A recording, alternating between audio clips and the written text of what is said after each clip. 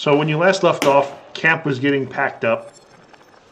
This host of goblins that appeared almost out of nowhere initially in your camp is packing everything up, finishing off the last of the beer, and kind of singing pseudo-merry songs while they're getting everything ready.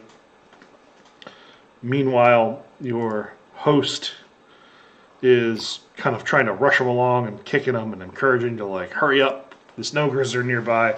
We need to get moving.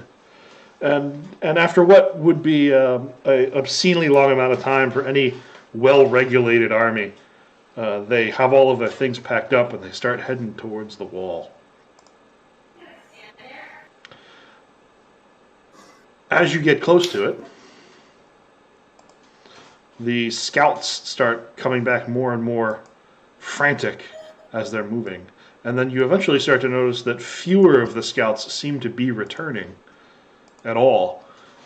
And the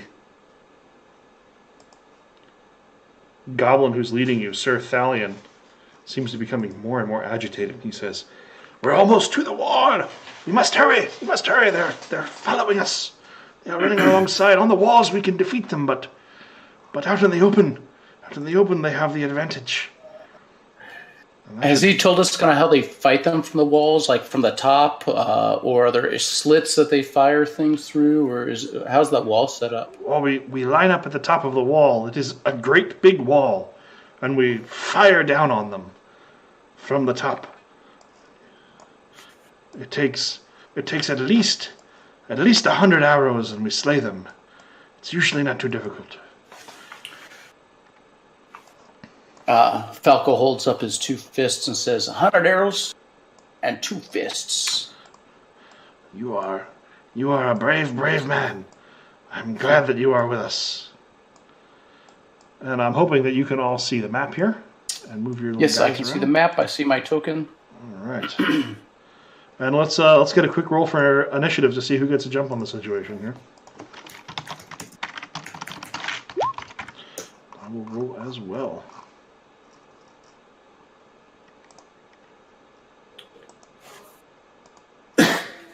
So let's see here. Rawhide has a 7. I have a 7. Falco's got an 8, and Rawhide, you are leading the pack. So why don't you start us off, and then I have. See, just looking at my icons, I have Rawhide, Falco, and then me. Cool. I take it the one soul goblin is Thalion, and the group of nasty McNasties over there are the horde. Are these that part of our group? Yeah, that is part of your group. Yep. Okay. Those are the run-of-the-mill guys. Copy.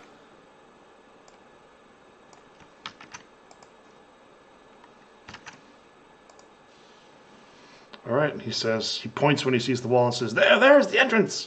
We must make haste. So there's no grid, but a near move is 25 feet. If you want to take a double nanner, it's 50 feet. And do you guys all know how to use the kind of measuring tool? Yeah, can you see mine? Or, I don't know how it works. Do you see me when I measure? Or? I do. Oh, okay. As long as there's when you mouse over, there's an option to show to others or hide from others. Oh, I see. Okay. Yeah, that looks like a double move there, Rawhide. You just charging ahead?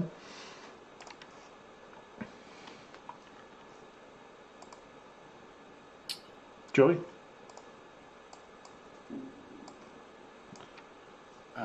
Did we lose Joey? Can't he hear you, boy? He's far away in the din of all this. Oh man, we can't hear you. Check your mic, man. I think we lost your audio. Does this work now? There it is. Oh, gotcha. Yep. And that weird audio problem is gone now too. Maybe it was because I joined in that video chat and then jumping back out. I don't know. Maybe that like messed up something. Oh yeah, that could well be it. Copy. That could well be it. But yeah, I want to do the double move and get as far as I can. All right, man. All right, Mark. What's Falco do? All right, Falco sees the fighter run up ahead, and so he's going to go ahead and basically join right up alongside him. And at the same time, he's calling to other goblins who are about his height and says, "Move it, let's go."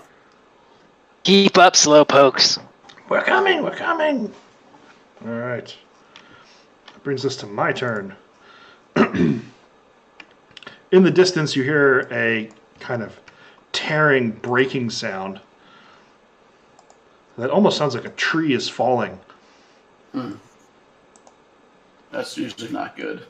And just as Sir Thalion is kind of charging up behind you, you look up and you see this great big tree just kind of coming out of the woods. And Oh, crap. at the last moment, Sir Thalion looks up and goes, "Eek!" and promptly gets hit by this tree. So it got thrown at him? That's awesome. Yes, it just came out of the woods like a javelin and just slams into him and knocks him on the ground. Oh, man. You gotta move that out of the way. And you see, like, he's stuck under this tree. He doesn't look like he's breathing. Like, he's not talking. Okay. He's got some problems. And the horde of goblins comes up behind him and is going, "No, what do we do? Sir Thalion!"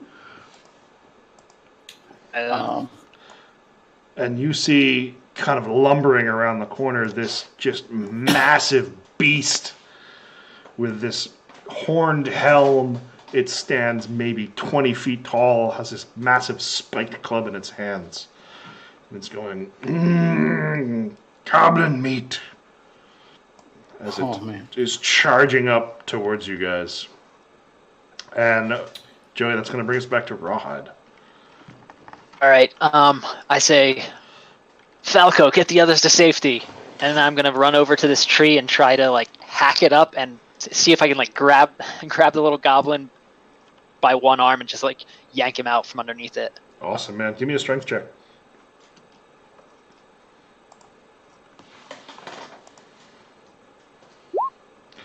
Nice. Oh, that's great, man. Ooh. So, yeah, you start hacking away at it, and you don't think you're going to do this in one go, but give me weapon effort, and let's see if we can't get a heart's worth of effort to free him from this tree.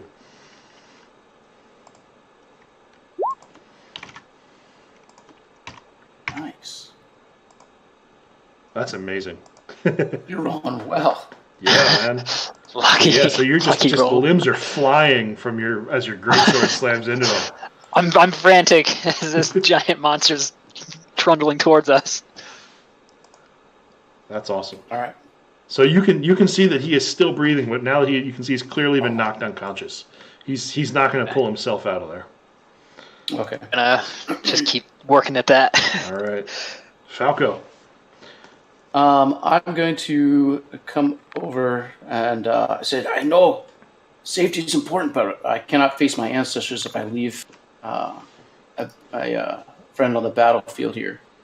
So you said, so with my medicine, you said would feel like a pulse on him, like that he's still alive. Yeah, he is still alive. Yep. Okay. I'm going to assist with trying to remove him, and I want to rally the goblins to assist lifting that tree as well. I said, lift! Oh, that's awesome. Give me a charisma check here to kind of stir those goblins. Oh. So yeah, you're screaming at them, lift! And they're like, lift what? What do we do? Some of them pick their friends up next to them. Some of them are like picking up the branches that you cut off. I'm lifting so good. We're the best lifters ever. Oh boy. And you can see up on the walls, it looks like there's a complement of archers starting to form up on top of the wall. And you didn't have to move to do that. You just going to stay where you are? Or do you want to? Are there wounds? So I'm not sure how, like, I have a medicine. Like, is how injured is he? Does he need some life put back in him? Yeah, so in game terms, he's at 0 hit points. Okay. And on my turn, I am going to roll his death timer. Now, how does 0 hit points work with, say, my medicine? So read me what your medicine kit does. Well, it's the one of the starting gear where they can pick tools, and I chose tools medicine to just sort of heal people. Okay. Obviously I have the healing touch spell, but I picked a toolkit as well to assist with any kind of other type of healing that might be needed, poisons and whatnot. So I would say that's like... it's a +3, it says, but I don't know how it applies in this. Yeah, so you could make a wisdom check to stabilize him, and you would add that +3 to it. But if you succeed, he's no longer dying, but he's still at 0 hit points. Oh, okay. Mm-hmm. So I'm going to do that. I'm going to kneel down and try and stabilize him while everybody else is really lifting a lot of different things. Okay. Boom. Wonderful. All right. Oh, yeah, man. So normally you would only basically get like one roll on your turn. That's like your action, which is rallying them. Copy. So you can't quite do that this turn, but I'm going to say that roll will hold until your next turn if you still want to take that action. Okay. Yeah. Okay. Got it. So I'm gonna roll his death timer, or rather, I'll roll to see if he gets up on his own, and he does not. And he has a lot of time before he would go. So if you want to keep it and get him stabilized, you can. But that is at this point, definitely. At this point, yes. Okay. Meanwhile, these other goblins are just kind of like running all over the place. Some of them run into the woods. Lift harder. And this Snogre just charges at them. And right at the end of his charge, he gives a little jump in the air and raises his club and then slams it down onto the ground. And you just see this massive shockwave emanate out from it. And most of the goblins standing near him just fall over and start like struggling to get back on their feet as they've been knocked akimbo. How tall is this guy? He's like 20 feet tall. He's big. Oh shit. Yeah. There is nothing small about him. And for a moment, he looks back and says, "Brothers, I found them! Come!" And that is the end of his turn. Rawhide, you're up again. I'm gonna just try and finish off cutting this tree so I can get this guy out from underneath it. All right, give me that strength check. It's wasting no time in getting him free. Oh no. Yeah, so what happens when you're trying to free him that snags you up? There were too many branches in the way, and one of them I tried to pull my sword back on the upswing, and it got tangled in one of the leaves, one of the branches. Very nice. I'm just trying to pull my sword out. Maybe got stuck too deep in the bark. All right, so next time you try, it's going to be an easy check. Just remember that. All right? Okay. Falco, you're up. All right, I'm going to continue. I'm going to take that healing roll on Thalion. Mm-hmm. So to stabilize him. As I do so, I'm down on my knees, put my hands on this guy, and I look up at Rawhide and said, "You need to buy us some time." Got it, buddy. And then also calling turn to the goblins. "The tree, you idiots! The tree! Lift the tree!" Wow, bought the tree! Oh, okay. All right, so he is stable and no longer dying, but he is still unconscious.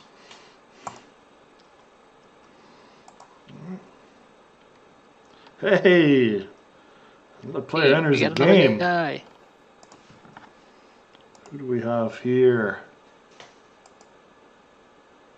Looks like I will be a miss. How what's number 2?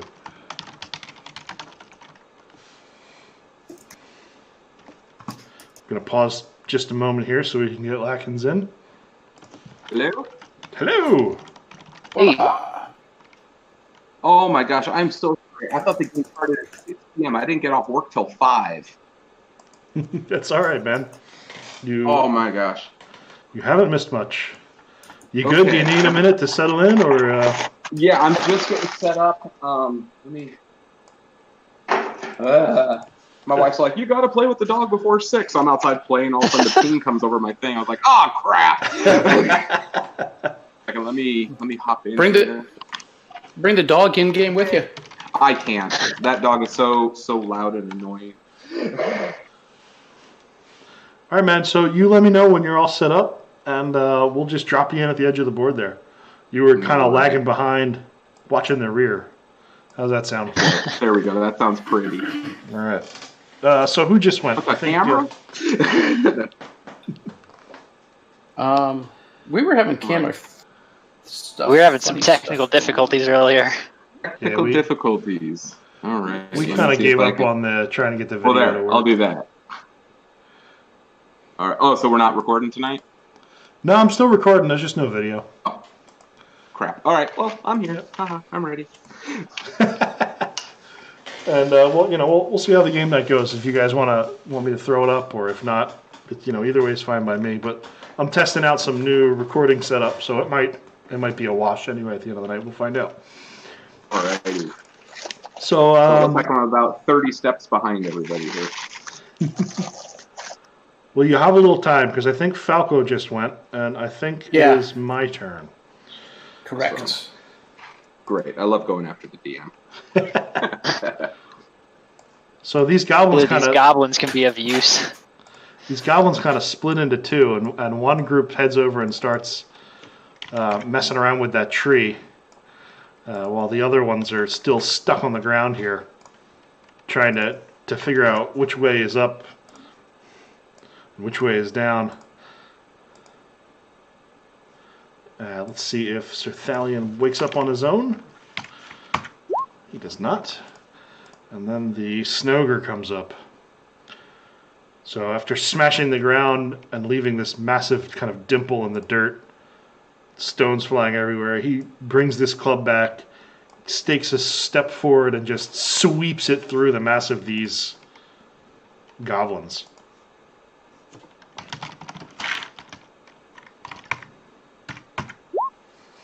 And he just obliterates a whole handful of them. And 8 of those suckers, man, 8 of them just are crushed. How big are those groups of goblins? So there's about 15. There was about 15 in each group. Okay. Now there's only 7 left in this smaller group of goblins. Got it. Yep. I'm guessing he just hit this group? Yep. And I'll make it a little bit easier for you to all see that. Blink. You should see a little bar above it now, yeah? Negative. No health bar? Oh. Alright. God, what happened to this guy? He's crushed by a tree currently. Oh my tree God. javelin. Javelin, okay. Get you every time. Yeah, Darn tree ballista. So this group of goblins is basically half of them are dead. Luck. And you guys can see that the archers are all lining up shots and shouting down at their friends, "Get clear! We can't shoot the ogre with you standing there! Get clear!" And then after sweeping through that mass of them, he takes one more step and swings his club at you, Rawhide. Bring it on. Does a 12. Good gracious. It's going to be a short night for Rawhide. I'm assuming that's going to hit. Yeah. Yeah, all right. So he just connects with your noggin. For 14 points of damage. I'm unconscious. I am dying. Oh, that is a ominous way to begin. All right, that is the end of my turn. Well, here we go. That's my turn. Well, you don't actually have to roll it until your. Oh, that was your turn. Yeah. So roll your d20. It starts my turn. 16, not quite. All right, that is a rough timer to be sitting on. So Gary, you're up, and you just saw your new compatriot Rawhide get brained by this massive club. Huh. Okay. Welcome, by the way. Yeah, hey, how you doing, guys? Sorry about that miscommunication on that time there. I'm actually going to come over here, and I'm going to cast Blood Mist on the Snogre and see if I can connect with Rawhide to get him that hit point. Oh, that is great. All right. So I don't have any of my macros set up. Give me one moment here. It's all right, man.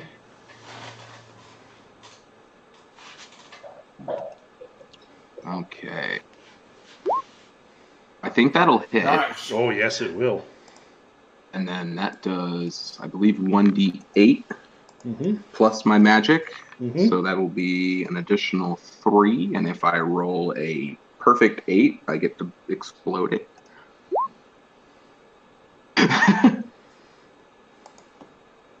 So he will get 6 hit points back. You are will lose Nice. 6. Thank you. No problem. I just cough out blood. What the hell? So he runs up and he starts moving his hands and he says, "Dark winds, I beseech thee, turn the tide of battle once more. Grant us your favor." And this dark miasma floats out over between you two and connects you. Sweet. That is I have awesome. ogre blood in me now. Yes, you're part ogre. Take a hero I can't point wait for to that, see it. Haraka. No problem. That I was can't a- wait to see if this works on xenomorphs. That could be bad. Acid And blood. that'll be acid blood. That kills you quicker. All right, and that ends my turn. All right, Falco, you're up, sir. So what is the status of Mr. Thalion? Unconscious but stable. Okay, so we've got Rawhide up, so I'm going to get another one of our warriors up. So I'm going to cast Healing Touch on our buddy here. Let's see what's plus 3. Oif. And so I Healing Touch, but with all the quote-unquote helping, lift this tree, they push me away, I get knocked over, get my touch on him to do that heal correctly. Okay. So yeah, you're still trying to get him up, but it's just the fates are not aligning for this. All right. And just so you know, so Haraka, you made a mage from the new magic book, right? Yes. And Mark, Falco, did you Hey. just take the healing touch like a regular spell from the core book? That's correct. Okay. Correct. So I'm just gonna. The way I want to run magic is that if you just took it and you didn't take all the other magic stuff, it'll just play like it always has in core. Unlike the stuff take from the a- magic book that costs hit points. Yeah, so Okay. I'm actually down. So to am I 9 doing? now. Am I doing spell we burn? Yeah. Yep. Okay. So keep track of your spell burn there, Falco. That's, And yes, yeah. All right. Yeah. So that was your action. Do you want to take a move, or are you good? no, I'm going to stay right here. All right. That brings us back to the bad guys. Sir Thalion. See if he wakes up. Got this. Guy. Oh, so close. Oh, he's... Spit by that much. And the Snogre just like is too stupid to notice that you got back up after he clubbed you, and he moves over and just takes another swipe at this small group of them, and just smashes into them once again, and wipes the rest of them out. It's just one big arm swipe, and they're all gone. Nasty. And he just spends his next turn laughing. He looks at you all and he leans back and goes, "Oh, the delicious little ones. I'm going to eat them all." and the archers from the top of the castle are still shouting at everybody to get clear. And Rawhide, There's that a will bring us castle up there. back to you. Yeah, there's a giant wall up there. I haven't scrolled up yet. All right. I'm just gonna use all my strength to just grab this little goblin by his shoulders and just yank him out from underneath this tree. All right. That should be an easy check, right? Yes. Unless the me going down changed that at all. Nah.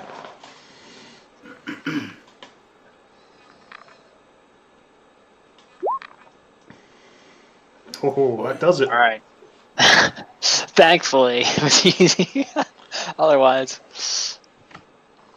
So But yeah, I just grab him by his shoulders and just haul him out just as fast as I can. All right, it's getting a little crowded over here. Boop, there he is. You have drug him out. Oh.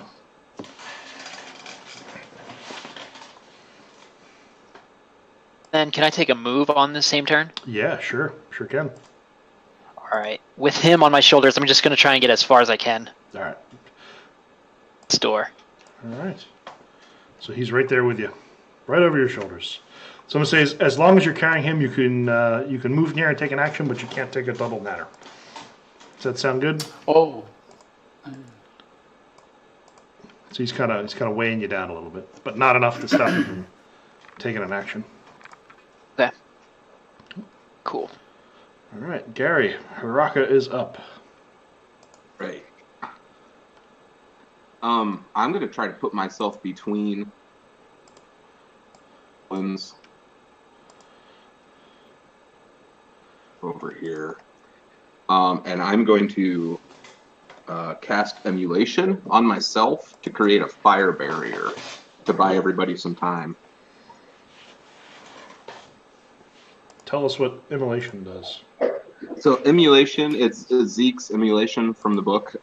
It basically, I erupt in flames, and close to me will take 1d8 burn damage on the initial uprise, and then 1d6 ambient heat at the start of the DM's turn.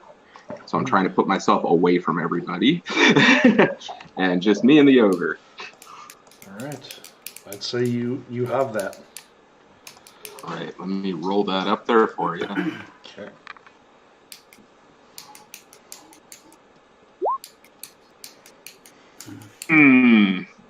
I will use my hero coin.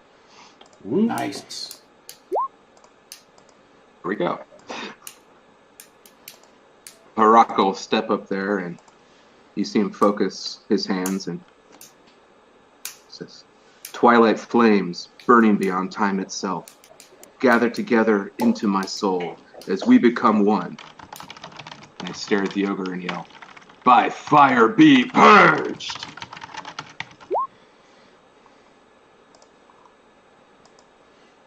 Very nice. 6 points of damage to him on the initial blast. That's great. All right. So yeah, he's hurting. He's just a little bit more than half his health for the remaining, and he reels back from this sudden burst of fire. He goes, "Ah! Tiny wizards!" And it's this dark blue flame. It's a very unnatural color. Another hit point. Look back, everybody. Make for the wall! All right. Mark, Falco is up next. Falco witnesses that display and is highly impressed. Oh, that didn't say. There we go. And is highly impressed with all that show. And he's going to call to the goblins, "Move it! Move!" And he's going to come up here and catches up with Rawhide and is going to try and get Thalion healed up so that Rawhide doesn't have to be carrying him in case he needs to go thick battle here. So he runs up, slaps his hand on Thalion as he's running beside, and Nice. And your time is not yet. Stand for your people. And then was it 1d8?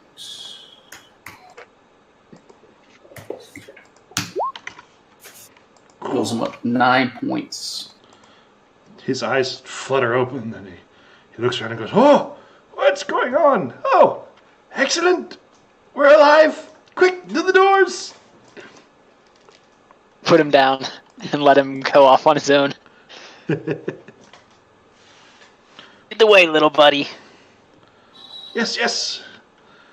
And he takes off. Just, running as fast as his little legs will carry him, which isn't very fast. And he yells back to the goblins, "Quickly! Quickly get away from the beast! Let the archers do their work! Run away! Run away!" And they just hightail it over to Falco, going, "Oh, he'll keep us safe! He'll keep us safe!" Meanwhile, the ogre, seeing his preferred morsels of meat running away, looks down at Haraka and says, "You tiny lizard, stay here." And, he takes 1d6 damage at the start of your turn. Give me the d6, man. Let's see what it is. Now, I don't throw my magic on that. It's just a straight d6. Okay. So yeah, he burns a little bit of health. So his exclamation has a little bit more pain in it. And he brings his club up and slams the ground one more time, sending a shockwave into the earth. And Haraka, you need to make a Constitution save here, Awesome. or you will be kind of knocked off your feet, and are going to lose your turn trying to get yourself back oriented again. Oh no! Man. Yeah, so he just smashes the ground, and you go toppling over. Trip over that tree. Yeah. And then he comes... Oh, God, that tree might go up with me there. Yeah, and I think what he's going to do is move around to the other side of the tree, and he is going to pick it up. And it looks like he's trying to line up another shot on the... Oh, shit. He's trying to line up another shot on Falco or something. And he's holding this thing like it's a javelin. I was like, "Oh, you sharpened it for me. Excellent." And right about this time, a rain of arrows comes down from the wall. Kind of landing all around him, but not managing to pierce his armor. And that will bring us back to the top of the order. Rawhide, you are up. Raka, are you still on fire? Yes. Until the start of my turn. Okay, then I'm not going to go pick you up. No. I'm going to take one of my daggers, and I'm going to just try and throw it at this Snogre's eye. Oh, okay. Are you making the called shot? Yes. All right, make it a hard roll. You'll still hit and do damage on a normal one, but you make the hard roll. We'll have something fun with his eyes. Mm.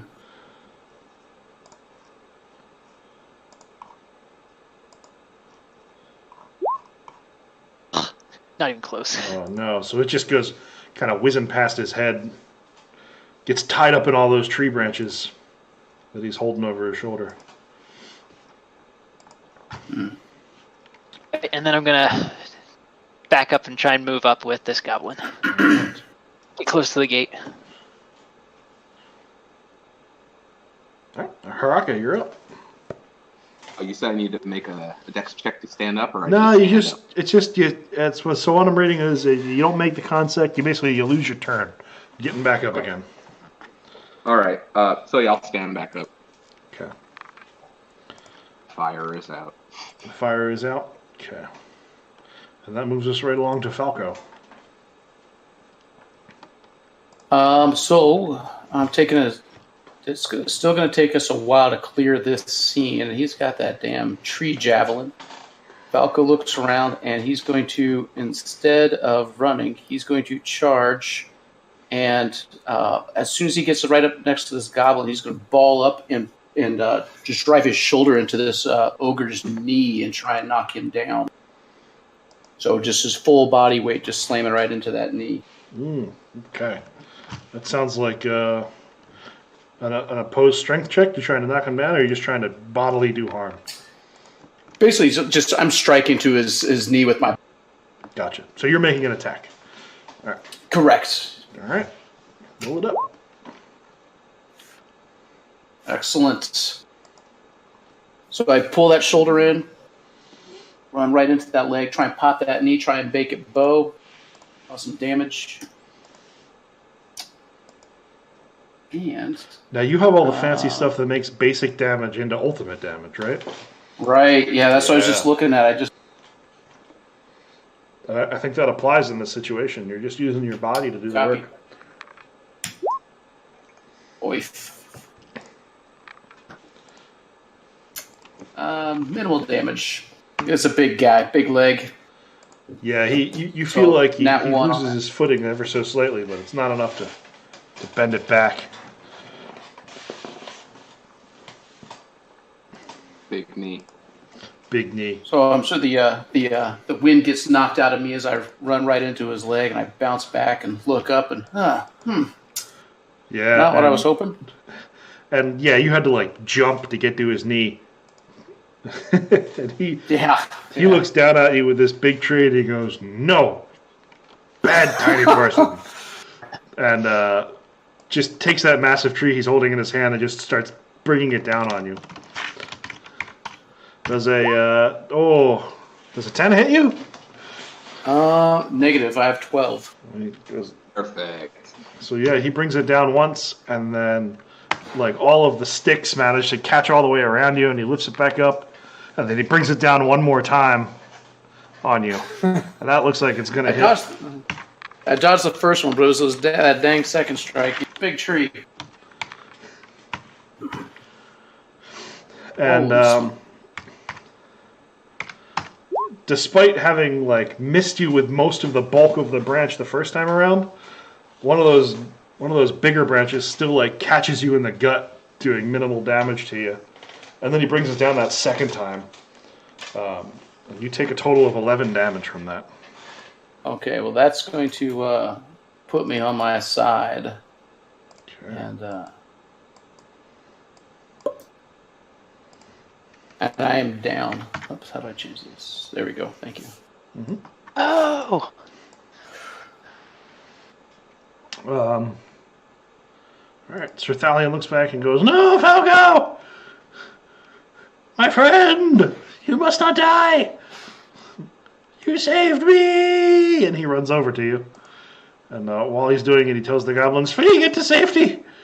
We cannot face him in the open!" So, and Sir Thalion runs up to you and like skids on his knees, and he's like smacking you in the face, trying to wake you up. He's opening up your eyelids. So if anybody tries to revive him, it's going to be easy because Sir Thalion is assisting. And that will bring us back to the top. Rawhide, you're up. I'm gonna run over and try to also do that knee slide thing and shout, "Don't die on me, man!" And help Falco back up. All right, that's a whiz check if I remember correctly.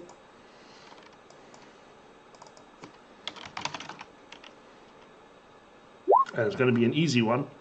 Oh, that'll do it. Nice. Come on, buddy. So Falco, you are stable. Okay. You are not dying. But I'm still at 0. Yeah, okay. Yeah. And I can't quite remember the exact rules, so if successfully making that check is supposed to bring them back at 1, feel free to tell me. I'm just going to go that you're stable and move on unless somebody knows that I'm wrong. Yeah, he'll make a Constitution check on his turn to get a hit point back. Got it. Copy. And that's only on a D20, correct? Or is that against target? No, so you'll roll your con check, and then if you make the target, you will get your con plus 1 hit point back. Okay. Got it. So once you're Zero stable, it's a con, recovery 1 hit roll. point. Yeah. Got it. Cool. Thank you for that, Gary. He's stable. Yeah, no problem. Still new to this, too. And I think that brings us to your turn. Well, seeing him go down again, I will go ahead and cast Blood Mist a second time, but I'm going to up it to a level 2 spell. So double the amount coming back and taken points. Mm-hmm. And I will do that. One second. I don't want to change that until I make the roll. If I fail, I don't have to spend anything. Okay. So I'm going to cast that on the Snogre on the Rawhide now that he's stabled. Oh, nice. All right. So it is going to do 2d8. This could do it. 2d8 plus my that. Oh, please be good. Oh. Shite. All right. Well, you get 8 hit points back. It's still effective, and I'll take 2 more. Yeah, I'll take it. Thank you. This is. Oh wait, I'm not down to 2. Hang on a second. Yeah, you just took 2. You're not down to 2. Move this way to try to possibly bring him a different direction. So that ogre blood just comes pouring out of his numerous wounds in that mist and flows into Falco. And do you look like he's weak at all? Oh yeah, no, he's on the crux of death. Like he is almost. Oh my down. gosh! But I forgot. I also have. Where's it at? Not take it. Yes, I have a dragon's tooth, so I also do an additional 1d4 damage with my spells. I forgot that on the first one. Oh, that's so he also damage. takes. Yeah, he takes 2 poison damage. Oh, that's that fang thing, right? That 4 dragon rounds. thing. So he'll take poison damage for 4 rounds. Oh, and you roll that damage every round? Is that how that works? I'll roll the d4 every time he'll take it. Okay. Boy, it's a lot to figure out with this. He's either on fire, now he's poisoned. Okay. Oh, the beauties of sorcery. That was awesome. So he's like almost dead. And Falco, you open your eyes to see this drooping, like, sick-looking ogre leaning over you with a massive club in one hand and a tree in the other hand. Okay, show him what the smoke folk are made of. Nice. I said, "You will fall," and then he's going to leap up as best he can and just do a big Superman punch from his small folk body right into this ogre as best he can. Broken. Yeah. Oif. Oh man. Blood is messing you up. I slipped on a pool of blood. My fault, sorry. So take a hero coin for that anyway, because I love that awesome visual of you like just opening your eyes from the ground and just bursting up in a giant uppercut. But yeah, that is not going to connect. And now it is his turn. He looks around, finding himself surrounded, and does not like it one bit. And he just, for a moment he steps back and he lifts his head and bellows, "Brothers, where are you?" And you can hear other voices in the woods calling out to him, "We're looking for the goblins, where are you?" And he gets a disappointed, kind of terrified look on his face. And then in a desperate move, he slams his club back on the ground, creating another one of those thunderous shockwaves. So it looks like everyone is going to need to make a con check for me here. Let's see if he stuns you with his club. One made it. Falco! Awesome. I was probably still in the air on that. Yeah, you haven't quite hit the ground yet, and he slams his thing down. Everybody but you he's lightweight, gets stunned. Sir Thalion, despite being a very brave goblin is still just a goblin, and he books it and ushers his goblins quick to safety. To safety, we will fire at them from the walls. And they continue up the line. The archers, meanwhile, are still looking confused because they don't want to hit any of you. I'm going to get this tree out of the way, just to make life a little bit easier to see. Right, his weapon's gone. And when does the poison affect him? On his turn or your turn? I think it's on his turn, but we can do it on mine if that'll help. I think it's just about the same because... Okay. If you want, I can roll it right now. Yep, roll it right now. Let's see if he survives it next turn. But he does! He had 2 hit points left. Now he has 1 hit point. You can see the fight leaving your eyes, Ogre. Chance to run. And Rawhide and Haruka, you guys kind of come out of your stunned stupor. And Falco, you are up again. All right, again, up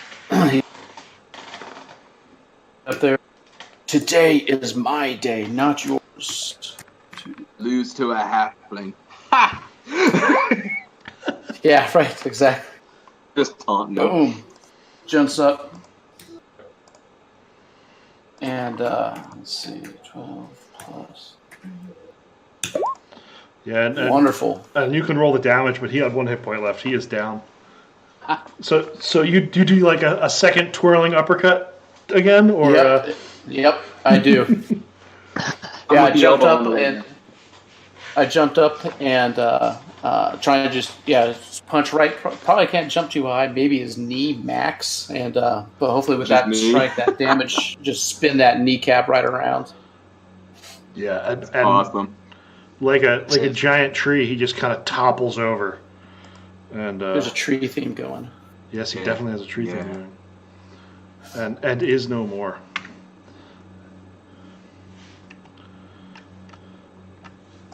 Nice. So what did I miss? So the remaining goblins kind of scurry off through the doorway here, ushering you in, and we kind of have a moment here because there's nothing on the board to fight. But is it? Am I correct that you were all going to follow the goblins through this wall here? I think that'd be good advisement. Yeah, don't want to fight any more of those things. Kill me in 1 hit. Yeah. Okay. Is there That's why I a? said let's run for the wall. Yeah. Or what? Cool. So, do you need us to move or? No, you guys don't have to move. But Okay. Was there anything of interest on this guy, like a snaggletooth or anything like that? yeah, you guys want to take a round here and kind of search the area real quick? Yep. All right. Why don't we just we'll go down the line. Everybody take an action here. So Rawhide, what do you want to do? Does he have any like pockets or anything that I can loot? Yeah, give me a whiz check. Look for strange loot. Yep.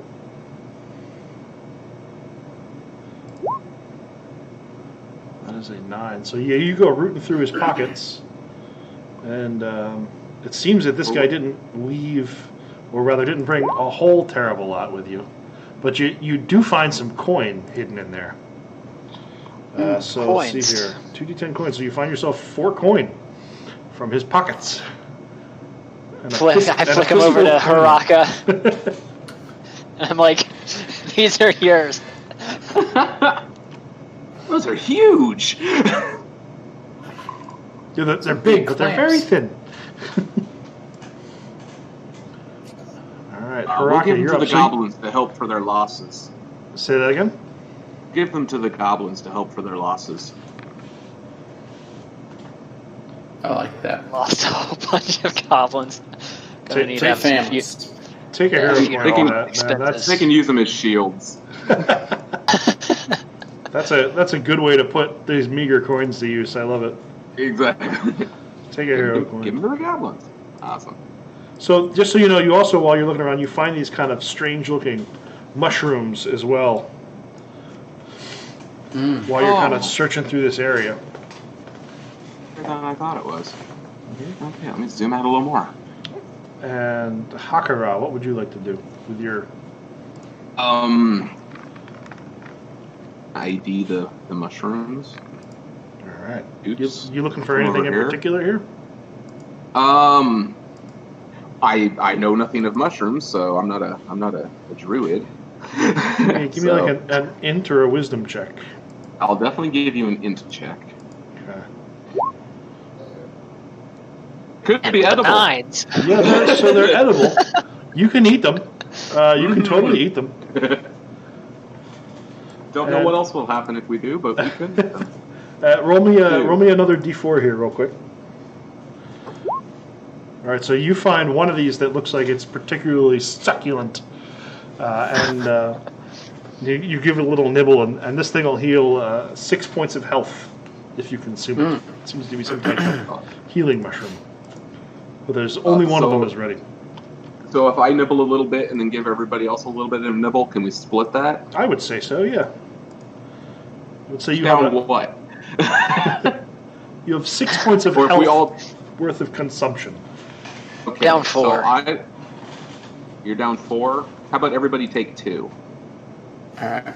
That's fair. That'll fill me up.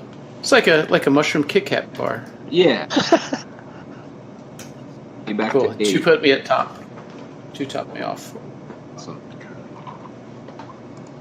Are you at 6? There you go. I'm up to 8 now. Awesome. Oh. All right, and that'll bring us to Falco. I'm going to search around the ogre area. Specifically, look, does he have any jewelry on him? A tooth? Something I can kind of take as a... And, of course, any loot that might be attached. Sure. So Give me a wisdom check.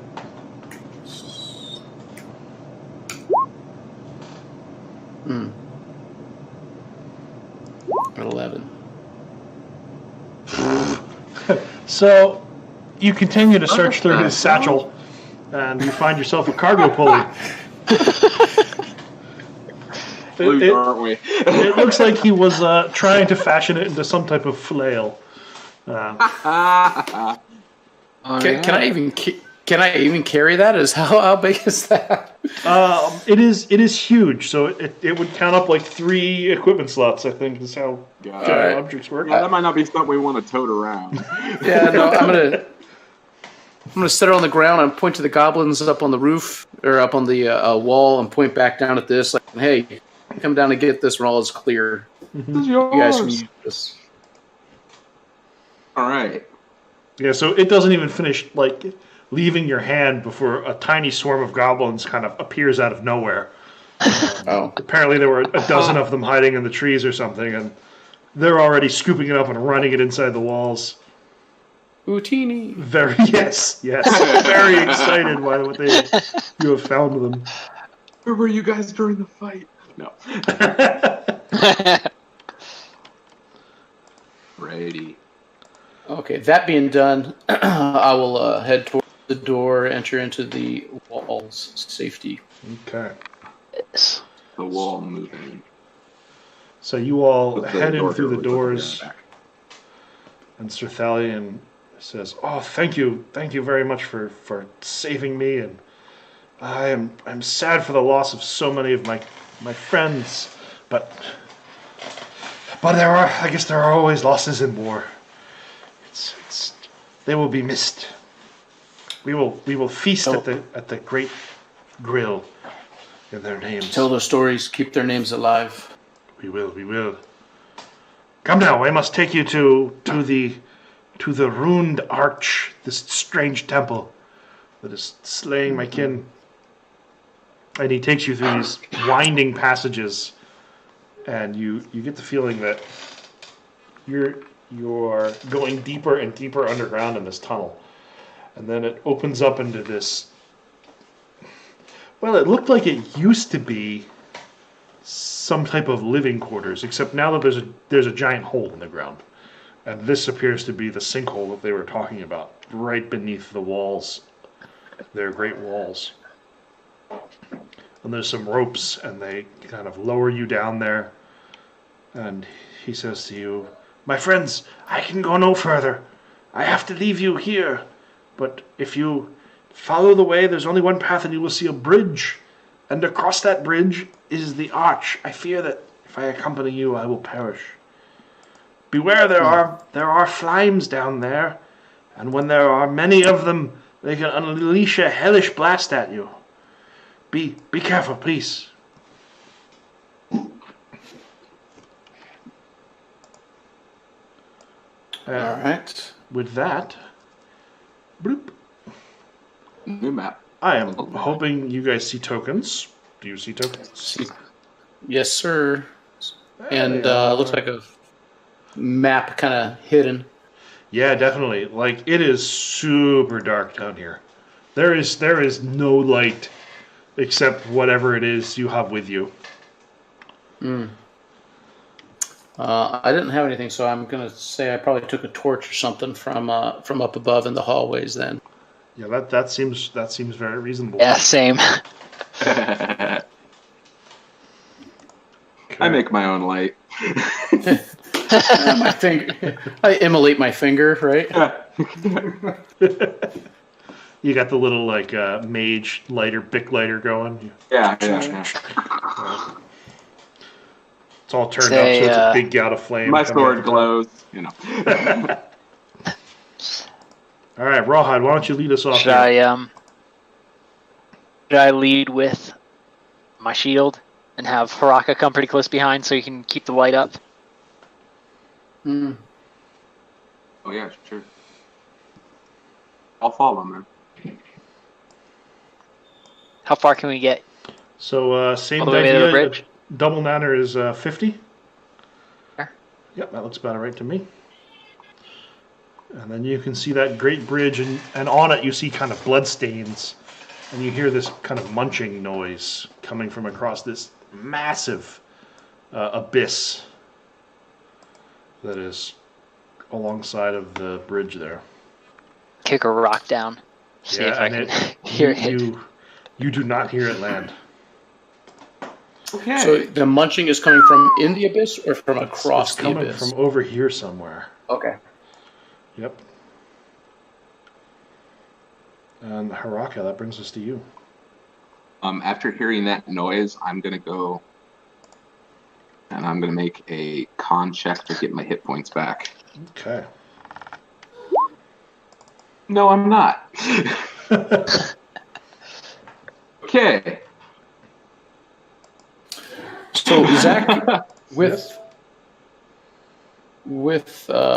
my medicine or healing tool, can I, rather casting healing touch, can I assist him with his con check, or does that have any effect at all as far as helping him get some heals? Yeah, you could assist him with it. Yep. Okay. See, now that I've missed it, when I try my con next turn, I'll have an easy roll. Right. So I'd almost say save your roll or just cast Healing Touch on Rawhide. Well, I have a medicine. I have a healing toolkit as well, which gives me a +3. So I have healing touch, but then I also took for tools. I took medicine tools, which gives me a +3. And I'm not quite sure how to use that. That would come in handy if you're like trying to stabilize somebody. Yeah. Mm-hmm. So like if they're down, it gives you a bonus of 3 to make your Don't Die on Me man roll. Okay. Got it, but it doesn't do anything as far as... It doesn't help you heal up. Okay. No, it doesn't give you like extra healing. It just gives you a better chance of actually succeeding at your healing. Right. With that, Zach, is that used in conjunction? Can I use that also, that +3 in conjunction with my healing touch? Or is the spell, or is it this a totally separate type of application? So it would be a separate application. You could use that on your own recovery rolls, I think. Or like you said, you could use that on the Don't Die on Me man. Copy. But I also think that if you're right next to him, you could just kind of hand him the healing kit, and he could get that +3 bonus. Yeah, that kind of stuff, yeah. Yeah. Oh, okay. Yeah. It's just a kit. So yeah, I'll go ahead and hand that to him, and then I will continue walking up to here. And yep. Okay. You see me struggle, walk up, hand me this magic guide, and walk off. That's awesome.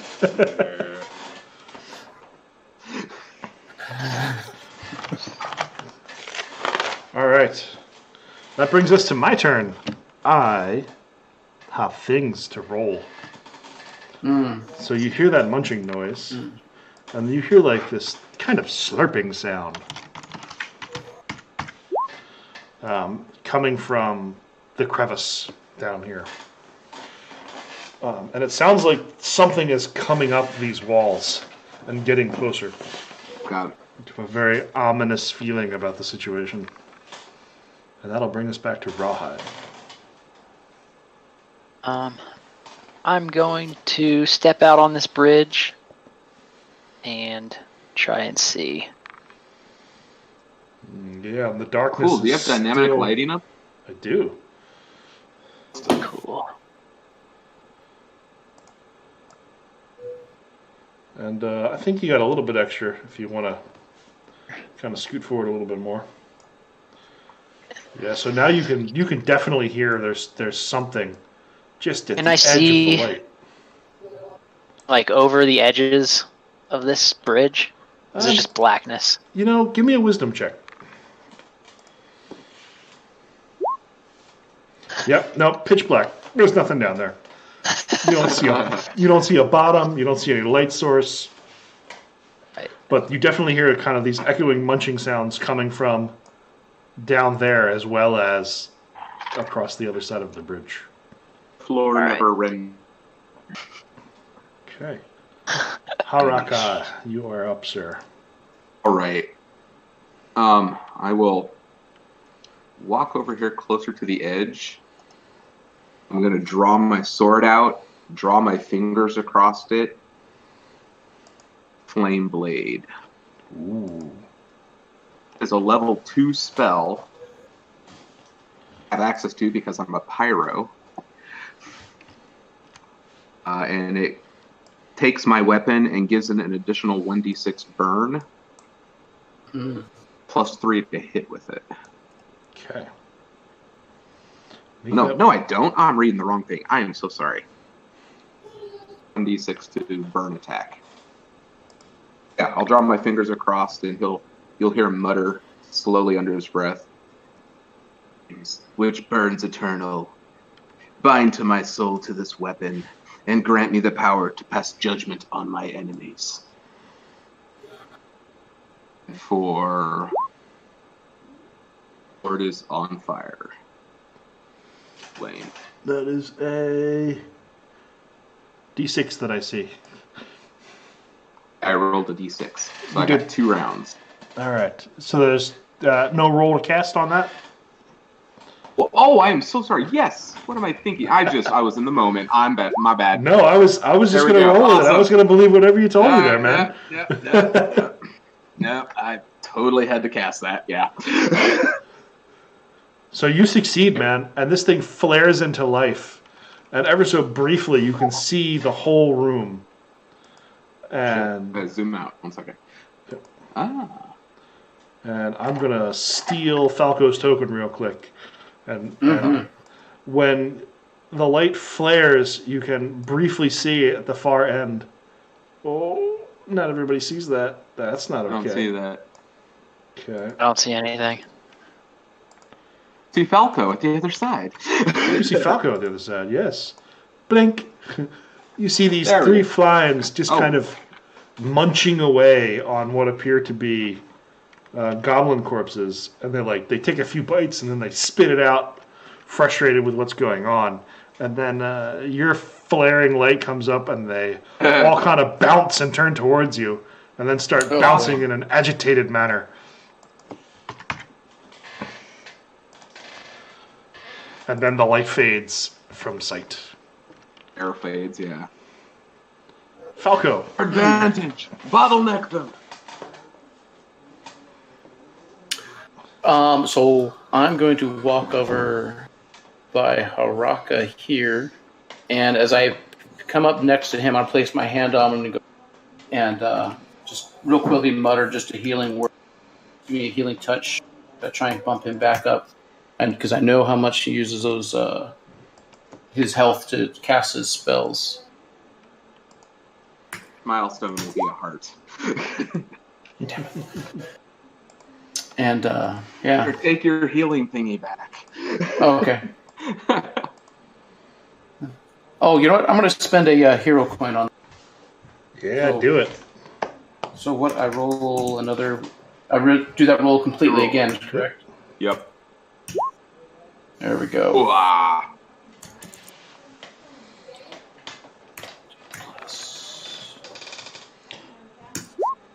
Excellent. So as came by, just muttered some words. Just quickly bumped him back up.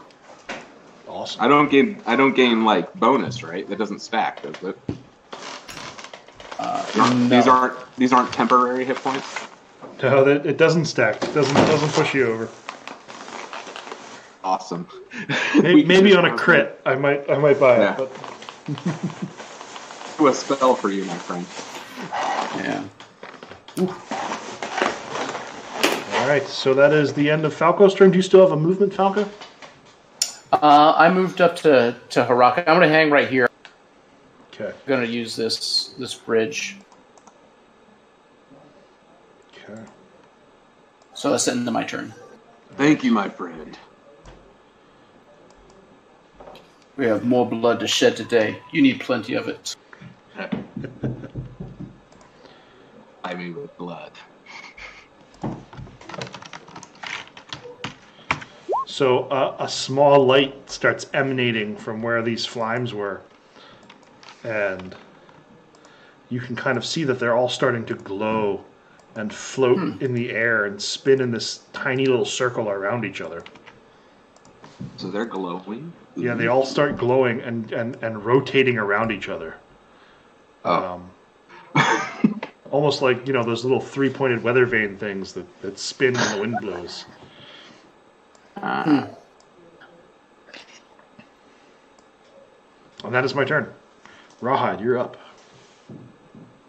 Right. I look back at these other guys and I say, what do you think? Things? I think we should draw them and see if we can even use the abyss to our advantage as well. These things are flying, right? At the moment, they are hovering. They're hovering. Yeah. Mm. They're almost things, but they seem to glow. Sentient? They do seem to glow when they hover.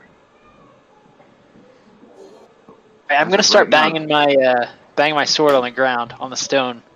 Try to get their attention. He's taunting. Mm. Yeah, man. If that's your action, you're trying to taunt them. Give me a charisma check. Oh, beautiful. Oh, dude.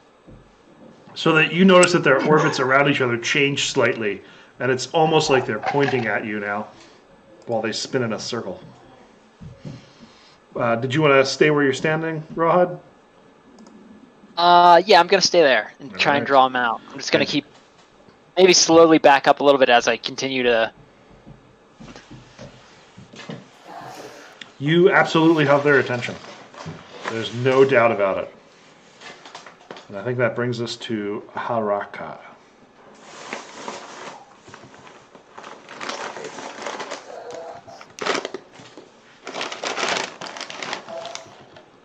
See anything down the abyss, even with my lit sword? With your lit sword, just right at the edge of your vision, you think you can see a couple more of those flimes coming up out of the abyss. I'm hearing voices in the background. And you're hearing voices in the background. Mm. I had you on mute, sorry. So with your flaming sword, it looks like you can see a few more of those flimes coming up out of this abyss. Oh, crap. Where They're at? climbing up the walls. Right about there. And now you know Are there what any the timer loose- is. Are there any loose rocks near this area? I think so. Why? What do you have in mind? I don't know. I'm just asking. Okay. I think we if got you have coming up the something back, cool guys. to do with loose rocks, then there are loose rocks. Yeah.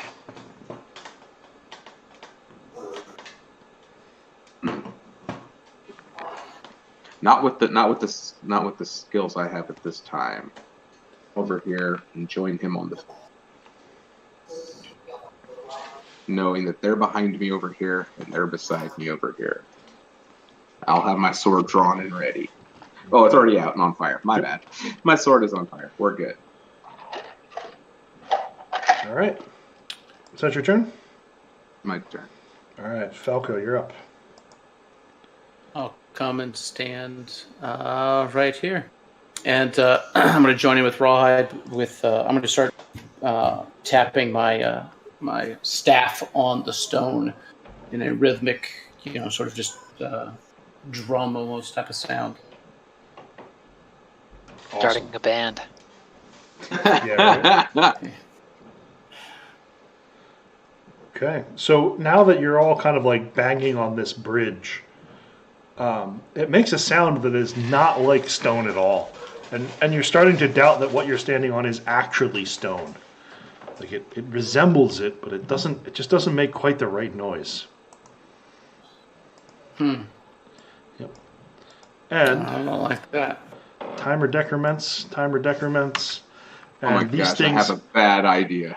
reach a crescendo of noise from these guys.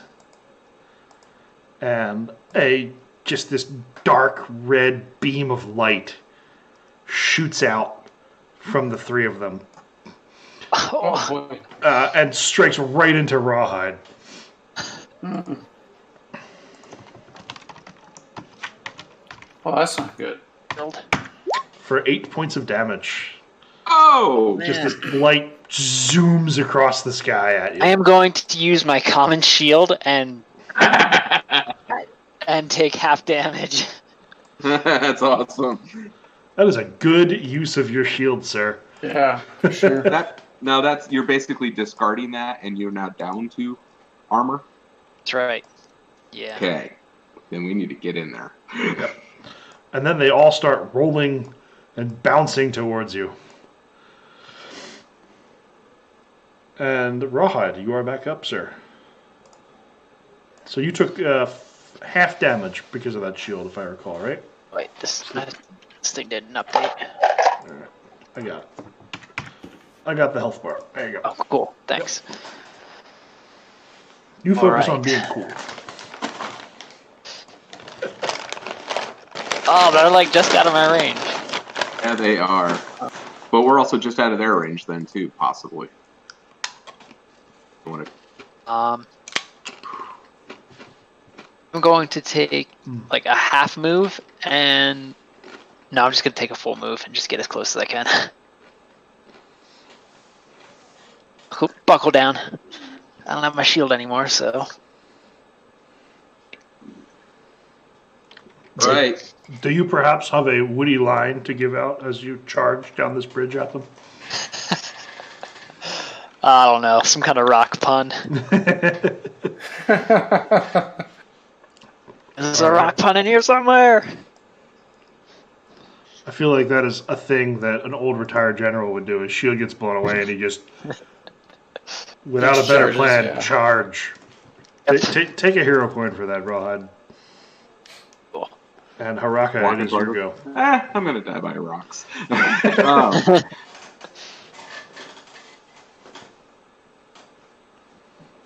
yeah. Halfway.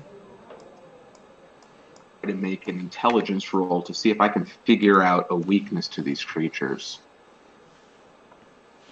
All right, give it Like a I've studied them or something in my past. So you have a vague memory of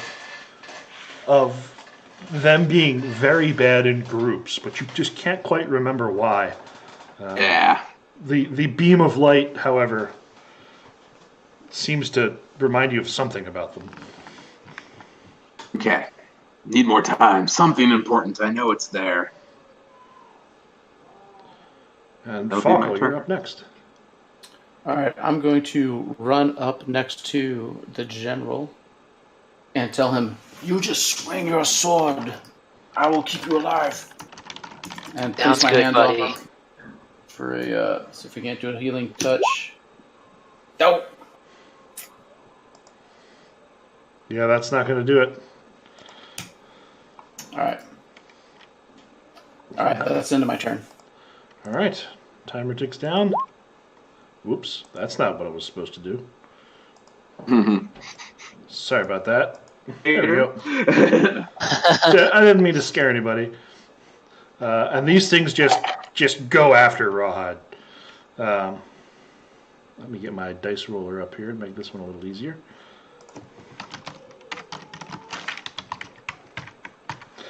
And he kind of bounds down on you and starts trying to gnaw on your face. And the next one comes up and he kind of rolls into your legs and starts chewing on your shin pads. Excuse me. The third one rolls in and bumps into his friends and kind of jostles everything around. Luckily, I have some decent armor on still. I don't think any of those are going to hit you unless your armor class my armor's is down to under 13, but still better than all those. Yeah, you feel like they're kind of coordinated in their movements, but they're just not getting anything right. Mm-mm. And meanwhile, you can almost see more of them coming up on the other side here. And that is the end of my turn. Rawhide, you are up. Right, if I do a huge sweep with my greatsword, time, or can I hit all of them since they're all on me? I don't know. That sounds awesome. Make it a hard roll. If you succeed, you'll hit them all three of them. All right, let's do it. And I feel like if it'll split the damage up between the three of them for whatever your weapon roll is. Yeah. Oh, nice. I didn't make the hard roll though. No, you did not. So you kind of sweep through them, but you don't quite connect. Our counter has disappeared. Don't forget you have a hero coin if you're interested. Oh, that's right. I am going to use that hero coin. Thanks for reminding me of that. Yeah. Thank you, sir. Try that one more time. No! Even worse. I'm just hacking away at these rocks. Nothing. This is the line. That is unfortunate. All right, man. Haraka, you are up. All right.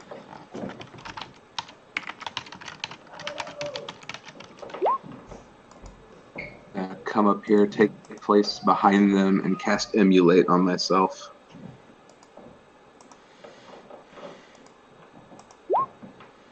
And I missed.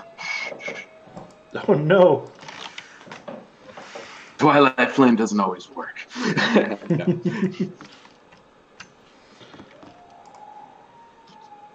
And Falco, finally, you are up. I'm going to go for the that healing touch again on Ride. Should be an easy roll now, correct? Yep. Here we go. And I feel like you guys have been missing a lot. Yeah. So, dang it. Why don't we start counting a little bit of Battle Fury here? Yeah, that misses. So give yourself a Battle Fury 1. And I'm going to trust you guys to track it on your own. If you don't mind. What does that do? Battle Fury? So basically, every time you miss, increase your Battle Fury by 1 and add your Battle Fury to all your rolls. And then the next time you hit, it'll reset to 0. All right, cool. Okay. All right, Falco, that's your turn, right? Yes, sir. Very good. So one timer ticks down. And a flame appears. And another timer begins. I thought it reappeared right next to us. Nope, sorry. Didn't That was a quick copy. Meanwhile, the other two start digging in. And the top one is... Let's see if he blunders. Explodes.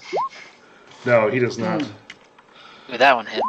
That was the blunder check. Oh. So they're still trying to chew on Rawhide's shoes. And finally one of them gets his strange little teeth wrapped around Rawhide's legs. Oh, man. And you feel these teeth, oh god, these teeth that are just made for eating rocks go right through the metal of your shin guards and crunch into the bone painfully for 8 points of damage. And the two that missed seem to hop with a little bit of joy. And that will bring us right to your turn, Rawhide. So roll to pop and roll your timer. For that. Slightly better timer than last time. Yes, for sure. Better. Kind of set that over to the side so it's out of the action. All right. Haraka, your friend is being consumed by stone flimes. I need to ask really quickly. Did I give you back that magic bonus for healing? Yes, you did. Okay, I wasn't sure if I handed that to you or not. All right. I'm gonna emulate one more time because my friend just went down, and god damn it, I want to get him up, protected. I missed again. Kick up that battle fury. Yep, that's 2 now. Whew, things can get dicey here.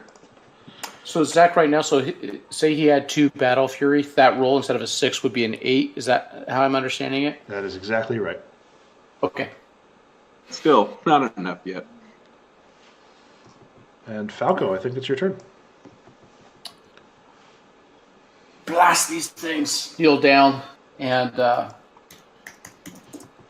he will not die today. And roll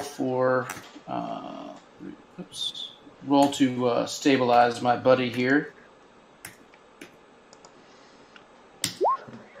Oh man. Roll to see if that's a blunder. Give me a d20. Don't get a 1. Don't shove your finger into my wound. Oh! It worked. That's a critical success. No. Doesn't that make the Does that balance it out? I don't know what that means. I don't know what that means. I'm trying to fail, but if you get a 20 on that to the after roll, it somehow manifests as a weird ass success. All right. Something unexpected happens. Yeah, something unexpected definitely happens. Not what you wanted, but something happens. I'll tell you what. On a high roll, you can re-roll your check there. So why don't you make another check and see if you can make them up with that 20. Am I just rolling a raw 20? Yeah, just roll another raw 20 to see if you succeed. Okay. See if you accidentally poke him in the right spot, and you do. Sweet. You poked it. So you blunder around blindly. And like Rawhide's blood is in your eyes, and you can't see anything. And just by dumb luck, you pull his leg out of the flime's mouth. Yeah, there's flying goo on him and stuff, you know. The pressure pointed him and brought him back. No. I know exactly what I'm doing here. You are no longer dying. You are stabilized again. All right. But I think that brings it to my turn, and the flimes. Oh, the flimes. All right, so next timer kicks off. Let's see how long it will take for more to appear. Here they come. And one of these guys now goes after Falco. Oh, crap. Somehow everything just reset for me. Hang on a second. Okay. One. He hops over top of Rawhide trying to get him, and Haraka, one of them kind of bounces around you, trying to bite your flaming sword, and he gets your hand instead. Yeah, he got me. D6 plus 2. Take 4 points of damage. Jeez. And then this guy over here.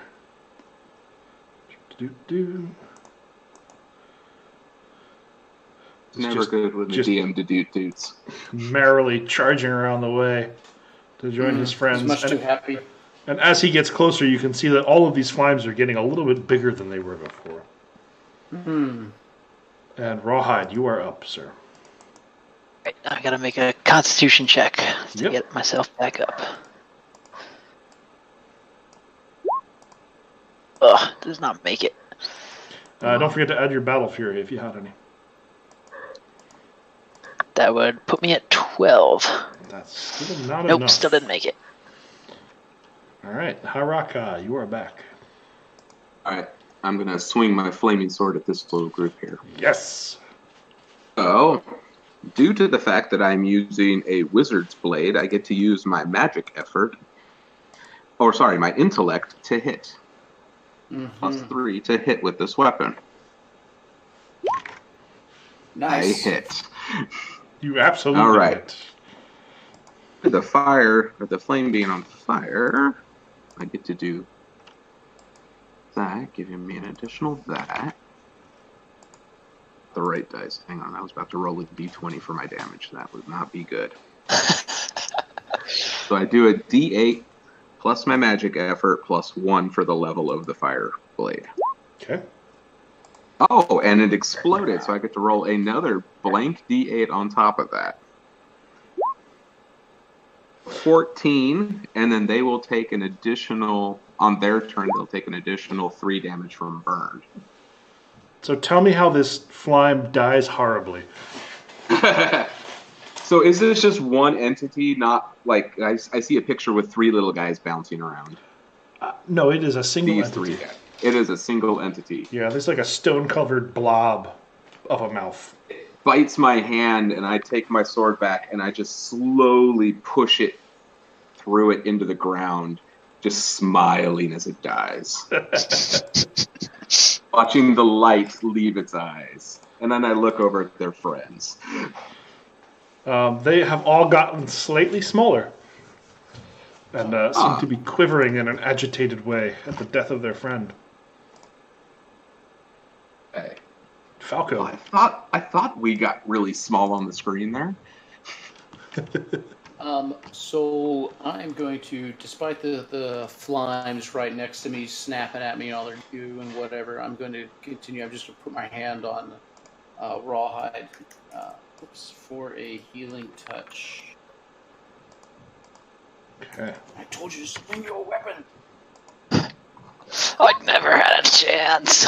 I never had a chance. There we go. Awesome. So success. The blades go down a lot. Yeah, but it looks like you're coming back up. That's a success for sure. Healed for 6, sir. Ace. Thank you. Get your revenge, man. These slimes are going down. And it is now the flime's turn. So this guy ticks down to a 1. And these two start chomping on you some more. Falco, they're still trying to chew on you because they are also done. And they are single-minded in their purpose. So the first one gets you for 6, and then immediately kind of scurries away to the other side of the bridge. His buddy tries to do the same. Does a 14 hit? Yes, it does. Okay. For 7? That puts me down, sir. Okay. Oh. And then he also rolls off to join his friend. And finally, he syncs up with these guys, and the 3 of them start doing the trio of glowing again. Uh-oh. Oh, we're in a straight line. And Rawhide, you're up. I'm going to leap over Falco and swing my greatsword and shout, I'm going to send you back to the Stone Age! And I'm just going to go try and hit one of them. Oh, good job. 16. I forgot to add my 3, but so 19. Okay. So that hits. That's going to hit. And my damage on this, I get +6 weapon damage.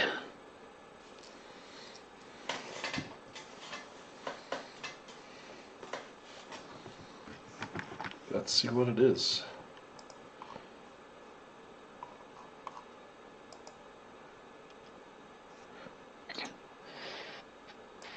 A +6 on weapon damage definitely has the possibility of killing it. And it does! Oh, nice! Describe your slaughter of this tiny creature.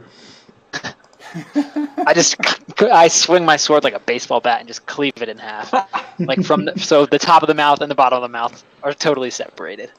Yeah, and they flop around a little bit and quiver, and then deflate like overused balloons.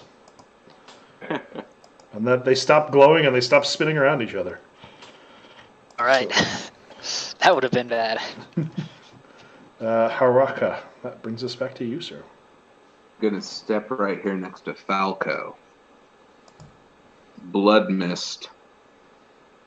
Oh. Guy right there. I'd like to get both of them, but yeah, what can you do? Right. Yeah, single target spells. Not quite as awesome, right? But Falco is definitely near to that thing, so if that's what you have in mind. That is what I have in mind. A 20 here to see if I hit. Missed 2 spells, so I have 2 burn, or 2 plus 2 to this on top of this. Okay. There. So that hits. That'll do it. Even without that hit. Holy crap. Okay. Oh, well, no, 1. All right, so this is going to do 2d8. So power level 2, you said? Power level 2. Okay. Plus 3, and there's the magic effort. 9. And I'll bring that. Thank you. Am I able to split that? Like, give 3 to Rawhide, 3 to stabilize Falco? I don't think so. I think okay, then unfortunately, Rawhide, I'm going to give it to Falco because we need our healer up to keep you up. No, definitely. Stop. That gives me 9, or am I stabilized just now? That'll give you all 9. Okay. Cool. I don't know if that'll stabilize him and give him hit points. Yeah, no, you have hit points, so you're awake. Okay. Yep. Okay. I go down 2 to 4. I come to on lying there on the ground, shake some of that flime blood off my face, and of course see Haraka there and said, "Thank you, man." And I stand. Can I take it in action, or is that was coming to my action for this turn? You still have an action. Okay. Let's see. Can I tell if either of those flimes are injured? Yes, the one that Haraka hit is very, very hurt. And it almost looks like it's splitting in half and undergoing some form of bizarre mitosis. Great, I killed it enough to mutate it. Awesome. I tell Haraka, I will heal you in a moment, but first this. I just walk right over. I'm going to just try and punt this damn thing off of into the abyss. Okay. Give me that strength check. That sweet, sweet strength check. Boom. 19. That'll do it. So you punt this thing, and it just goes woo off the edge, and for a brief moment it hovers in the air. Like a cartoon. It does a wily. Boom. And then totally disappears into the darkness. It gives like a little wheezing sound, like a deflating balloon, as it takes off through the sky. It'll be our first reoccurring bad guy. The one that got away.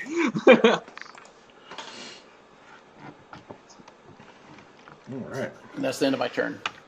Okay. My timer ticks down. Another flame climbs up to the top. And you hear this kind of ominous rumble come from inside this ruined arch. And the small stones start kind of coming down from the ceiling and coming off the walls. And it almost seems like the whole tunnel is shaking, as if some great beast is moving. And with that,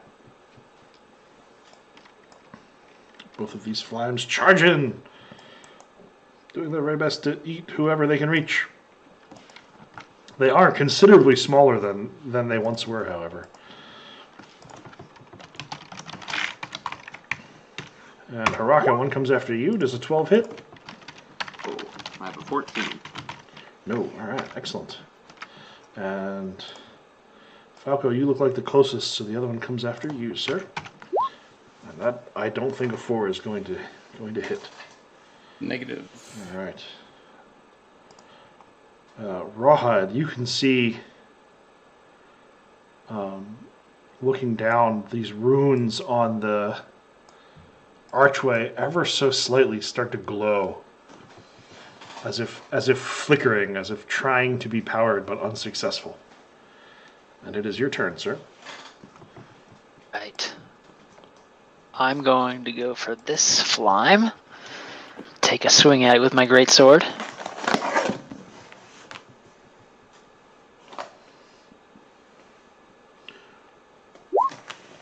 Nice.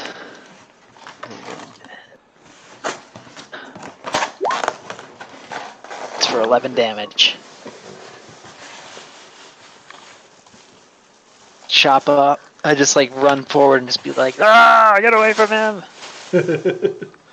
And you do just that. You just cleave it. Yes. Another deflated ball of jelly oozing out on the ground. Hauraka, you're up again. I am going to blood mist one more time on this gentleman. There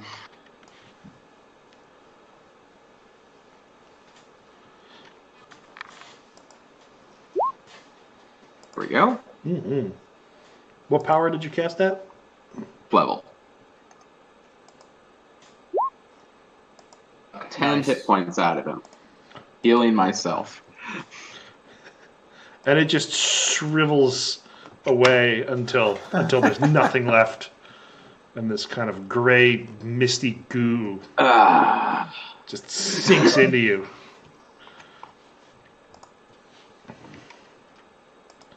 And it is dead. I must explain to you the realm of blood magic someday.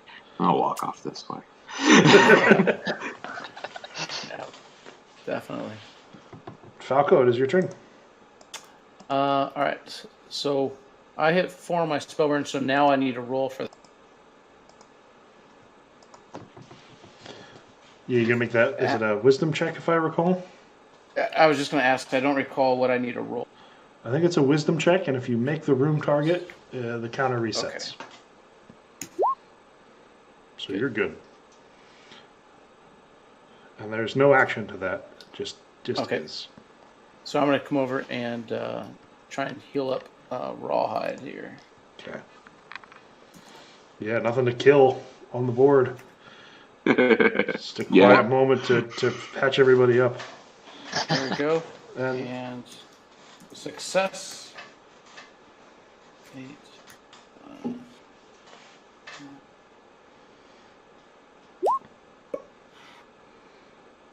That's a big number. That's not right. I don't think that's what you meant to roll. You're healed for 20. Say yes. All right, I'm back up to full. More than enough. Yeah. All right. That brings us to my turn, and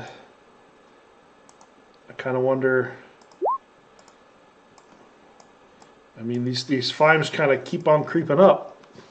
But there's nothing to stop you guys from heading through this archway if it's what you're ready to do.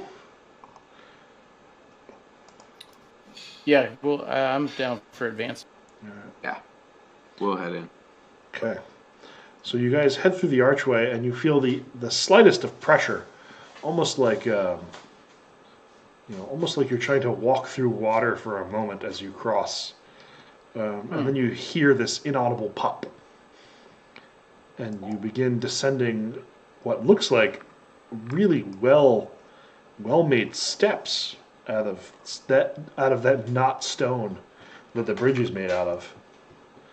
And it kind of descends into this clean-looking arena.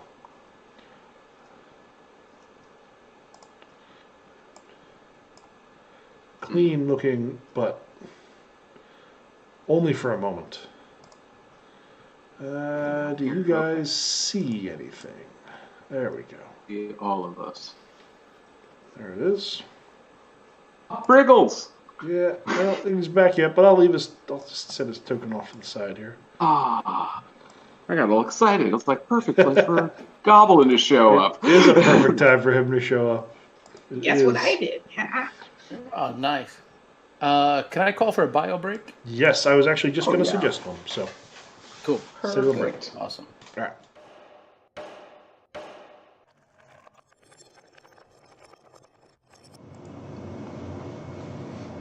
Looks like we lost Joey. Yeah, it looks like he bowed out.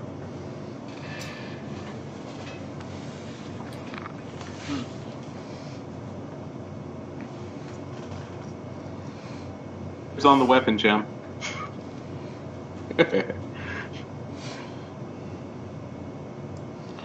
I think we can do it, man. Well, you've gone too far to quit now. Oh, yeah. So We'll pull Brickles and him off or something. yeah, they can guard the. They can guard. So if we take Rawhide's armor and weapon gem, we can buff the healer's armor by 3. Put the weapon gem on my sword, giving me a +5. There you go. Yeah, I think that's what he said. He said, "Hey guys, I gotta go, but here's all the stuff." Yeah, no, he still used me as a meat shield. So I think this is going to be a little bit rough with just 2 of you. So why don't you you cut out there a little what? Sorry, I'm sorry. Can you hear me better now? Yeah, it's just the mic cuts out every now and then. I think it happens when I get too close to it. It's a pretty sensitive mic. I think it tops out on me or something.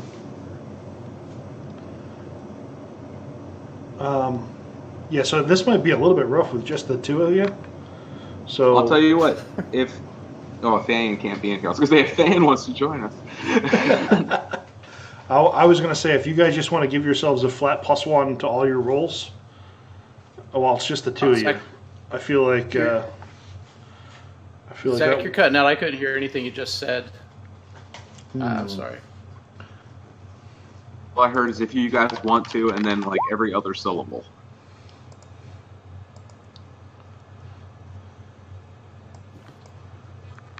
Give me a minute. No problem. See, that I heard. That was You heard that great. okay? Yeah. Mm-hmm. This is okay? Yes, sir. I'm just gonna keep talking for a little bit and see if it continues to be good. Still hear me all right? Yes. Yes? Okay. All right. So, if you guys want, I think while it's just the 2 of you, just adding +1 to all your rolls would not be a bad idea. I don't think that would unbalance anything, and I think it'll help to offset being a man down a little bit. Got it. All right.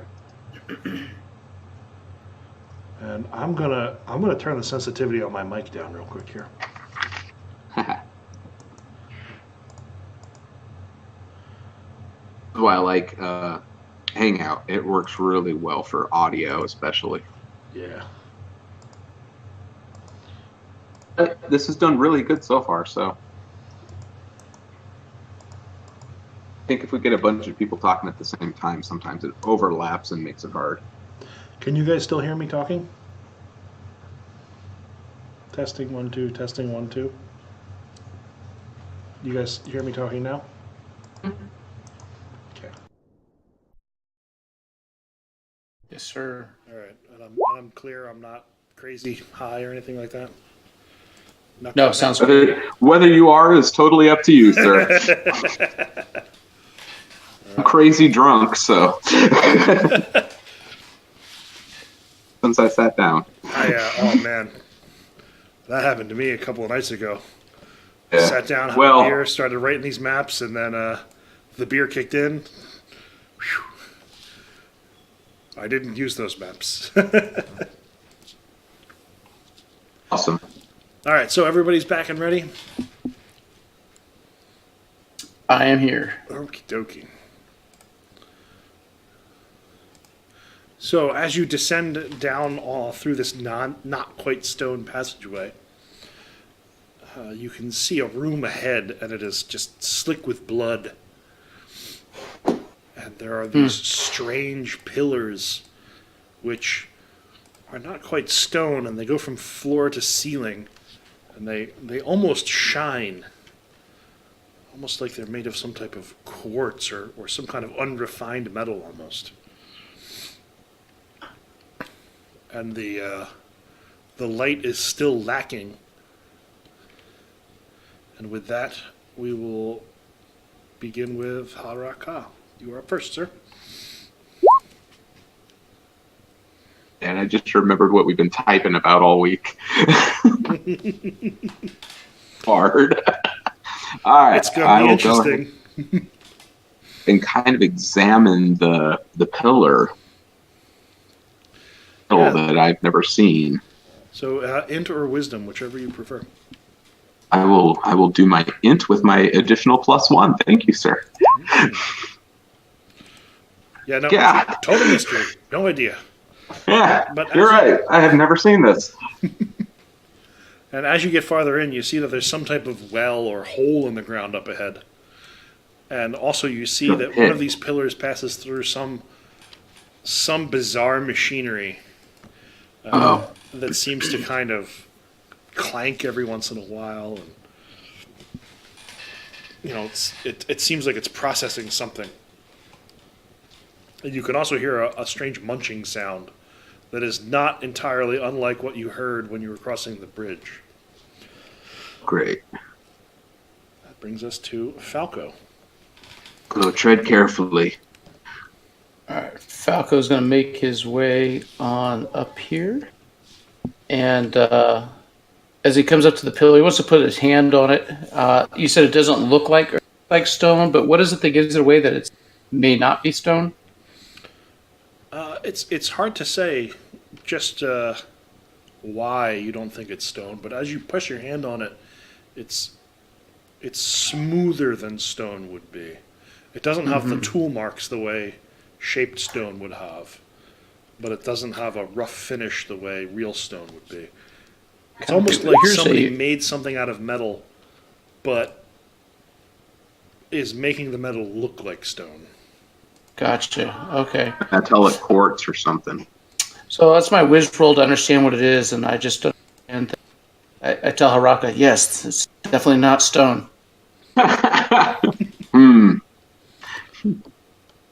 Good friend.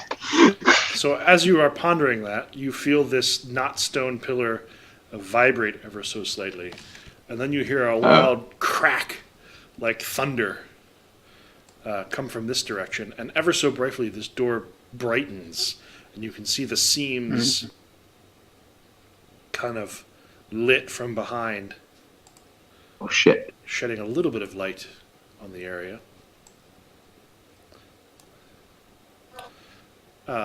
Is that a door? That is a door. Yeah. This thing right here is a door. Okay.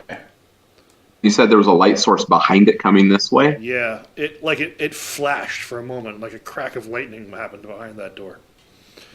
Oh, God. Okay. And it also revealed this chest up here in the corner, which my mouse clicker is not working because I'm using it. I don't see a chest at all. Oh, that's chest. Okay.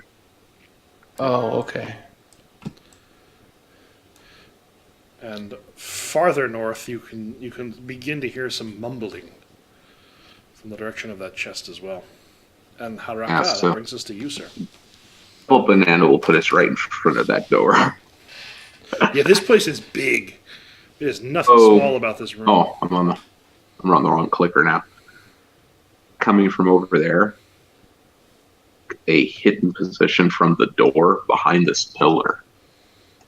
Time for one turn. I want to kind of take in the surroundings. Okay. And guys, I feel like I have the scale a little bit off here, so I'm going to adjust that real quick. Just so you know, I feel like I made this room slightly too big. That's fine. Yeah, that looks a little bit better. Oh, there we go. All right. I was like, I don't think I can get all the way over there.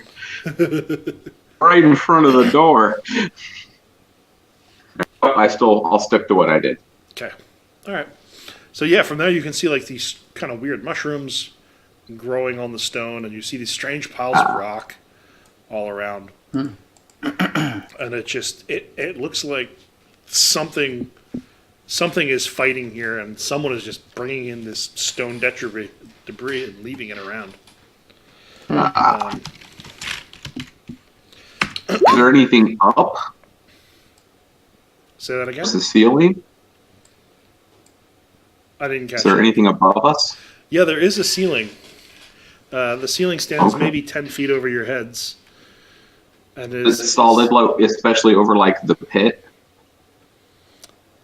Yes, there is a ceiling over the pit as well. Okay, so nothing's being dropped in here. Awesome, No. cool, I'm good. Yeah. And from the markings on the blood, it does look like something is drug in the direction that you guys came in. Okay. And Falco, you're up again. Okay. I tell Haraka that I'm going to move to get a different angle view of the room. So I'm going to skirt. Let's see. Hold on. Let me measure some distance here real quick. Move with caution, my friend. That doesn't get me as close as I would like. Yeah, check that one more time. That's one banana, so. So I was hoping to get more up here to kind of peek in a little bit or something. I think but- you could do that. You could make that. If you're Okay. just trying to peek in through the doorway. Oops. Yeah, that's kind of want to get up there and kind of peek and listen as best I can. Yeah. Right there. And would I roll for that? That is going to be a wisdom roll. Okay. And are you trying to be quiet and stealthy while you do this? Yes, I am. All right, give me a dex But check. I definitely don't hear anything. Just raw. Oh my god. Oh, Was that the blunder roll or the dex check? So the first one, no, that was the dex check. So the first one was my listen. And then the second one to be quiet was not quiet at all. Got it. So, on the bright side, you do. All get I to see hear what is was me in there. falling. That's it. Yeah, so here's my blunder, I guess. oh my god. Yeah. I was gonna say, did you just roll 3 1s in a row? You Man, okay. Right. that's- So I imagine from my perception to hear, I just hear me falling. fell over. Now you're looking under the door. Yeah. I'm on the wrong layer. And Haraka just hears this, damn it, curses! And as soon as you fall and make that noise, the munching sounds stop, and you hear like a squelching noise, like something rolling across stone. From which direction? From that direction. Okay. And you see one of those flimes kind of roll out of the darkness towards you. Ooh, something moved. There we go. And they kind of just roll out of the darkness there. Okay. Well, that's the end of my turn. Yep. Oh, yeah, it's X. And there is a timer counting down. And Haraka, you are up, sir. Seeing these guys over here, I'm going to head straight towards them and attack. Excellent. Now I still have a +1, and I'm using my magic sword. Oh my Oh god, no! room we die in. It's so well in the first room, but it's just going I got you. downhill. Okay, so 20 again for this. Okay, I didn't horribly fumble. This little guy's evasive. Careful, Falco. You're quicker than they look. Yeah, they These are the advanced ones. Yeah, Clearly. these ones are fed. All right, is that the end of your turn there? Yep. All right.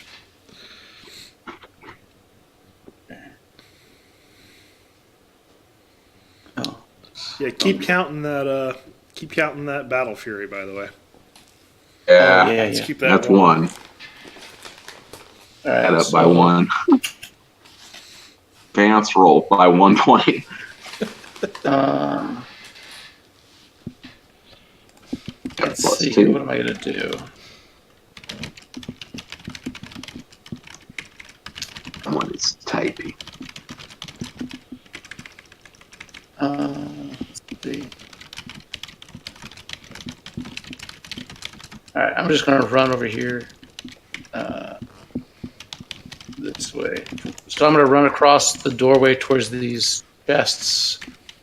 Actually, no, I'm just going to run straight towards this guy. That's what I'm going to do. Okay. And give him a good old punch right in the flime face.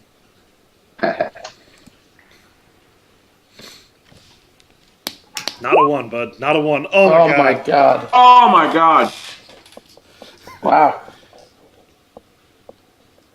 All right, roll the blunder. Oh my god. Oh, thank god. Wow.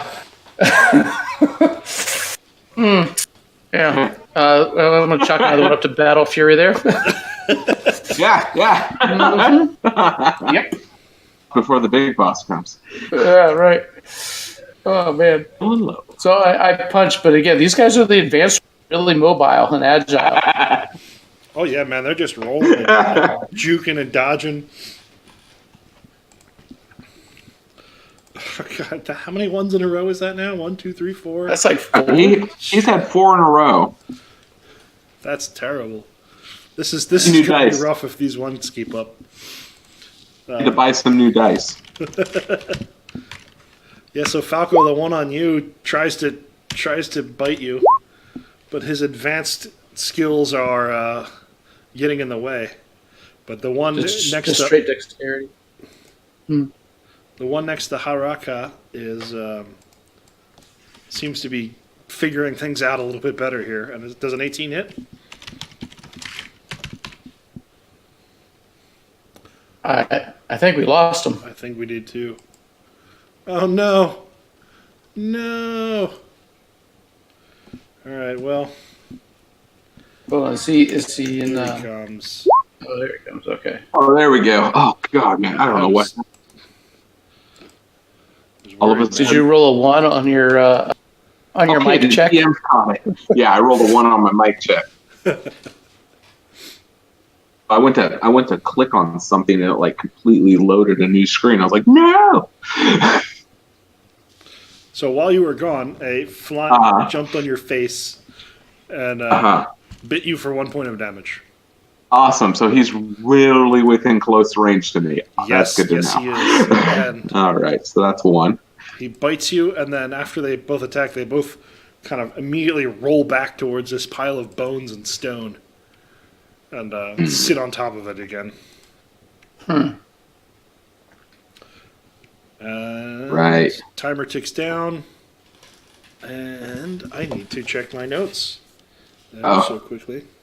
No, notes are not good. There it is. I remember what I needed to roll. That timer. That's the timer I needed to roll next. You guys can hear some faint snoring coming from this door over here, where the number 2 is. Faint awesome. what? You cut out on me again. You guys hear some faint snoring. Snoring. Oh, okay. From over here. And that is the end of my turn. Gary is up.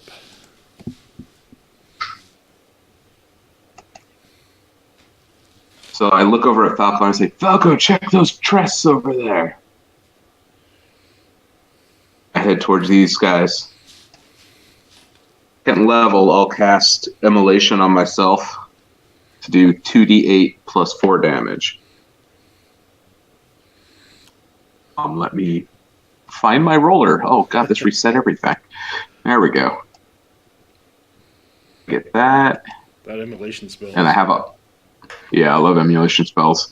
1 because of the miss, and then the +1 because we lost a guy. Still can't. I'm going to use my hero coin. Do it. Do it. Good call. There we go. Because this is one of those times we need to clear the room fast. Yeah. Yeah, That you do. Let's see what kind of damage you roll up here. Wait, hang on. It's 2 of those. Boom.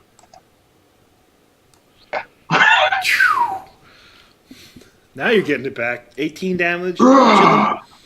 Yeah. Nice. Yeah, tell me what happens as these things cook. Oh, because I hear the guy snoring over here, I try to do as quietly as possible. I just walk over, check the boxes over there, and I walk over to him, and this heat comes off my body, frying them. Nice. Like not even any whoosh of fire, just a Not even a whoosh. This is the dominated. My body just glows a heat. Awesome. It and pumped it through. Falco. And then I'm quietly over here on the bones. Pyromade's so hot right now. Oh, dude, you have no idea. These things are fun. All right, so I'm going to come over to these chests. Is it just one chest or multiples? It looks like there is 2 chests here. All right, I'm going to go ahead and try and open both if I can. Okay. At least the.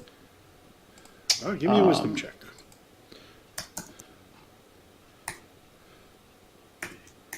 Oops.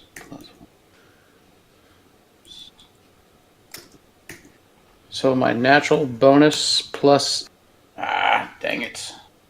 Rolling. Wisdom. There we go. There you go. So the +1/+1 is for the lack of party battle fury. So that's good. Awesome. Okay, so you work on these chests and you pop them both open, and inside you find some cool stuff. Holy shit!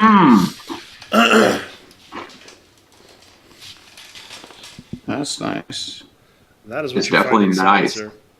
A cloak and a strange red stone that you feel pulsing with vitality. Oh, my friend. Yeah. And these are in your hands to do with as you will. So I'm definitely going to get the Heartstone to Haraka. That's my plan anyway. We're all across the room, but that's my plan. He definitely needs that juice for his mojo. Oh, my God. Yeah, I feel like you could make that toss. Yeah. Toss to him. I just go, psst. As soon as his head turns, I'm going to toss that over to him. Eat this. And I'm going to put on this dashing cloak. Yeah, man. Take a hero point for that. That's some awesome stuff. That is burly. That is a good What's little that cloak scene. do? So basically, I guess I just negates one weapon attack against me. Oh, per turn. Oh, that's pretty strong. That's powerful. Oh, nice. That is very potent. I thought That's it was just like a really badass cloak. Yeah. Oh, man, you can dodge. That's basically a free dodge. Yeah, per turn too. That's Per that's turn. really nice. Yeah. Very cool. Per enemy Oh, attack, and then- you can go, nope. And this was from both of those chests, correct? Yeah, you cracked them both. Okay. open. The wisdom check was Okay. to see if you could get both chests. If Copy. you failed it, you would have just gotten one.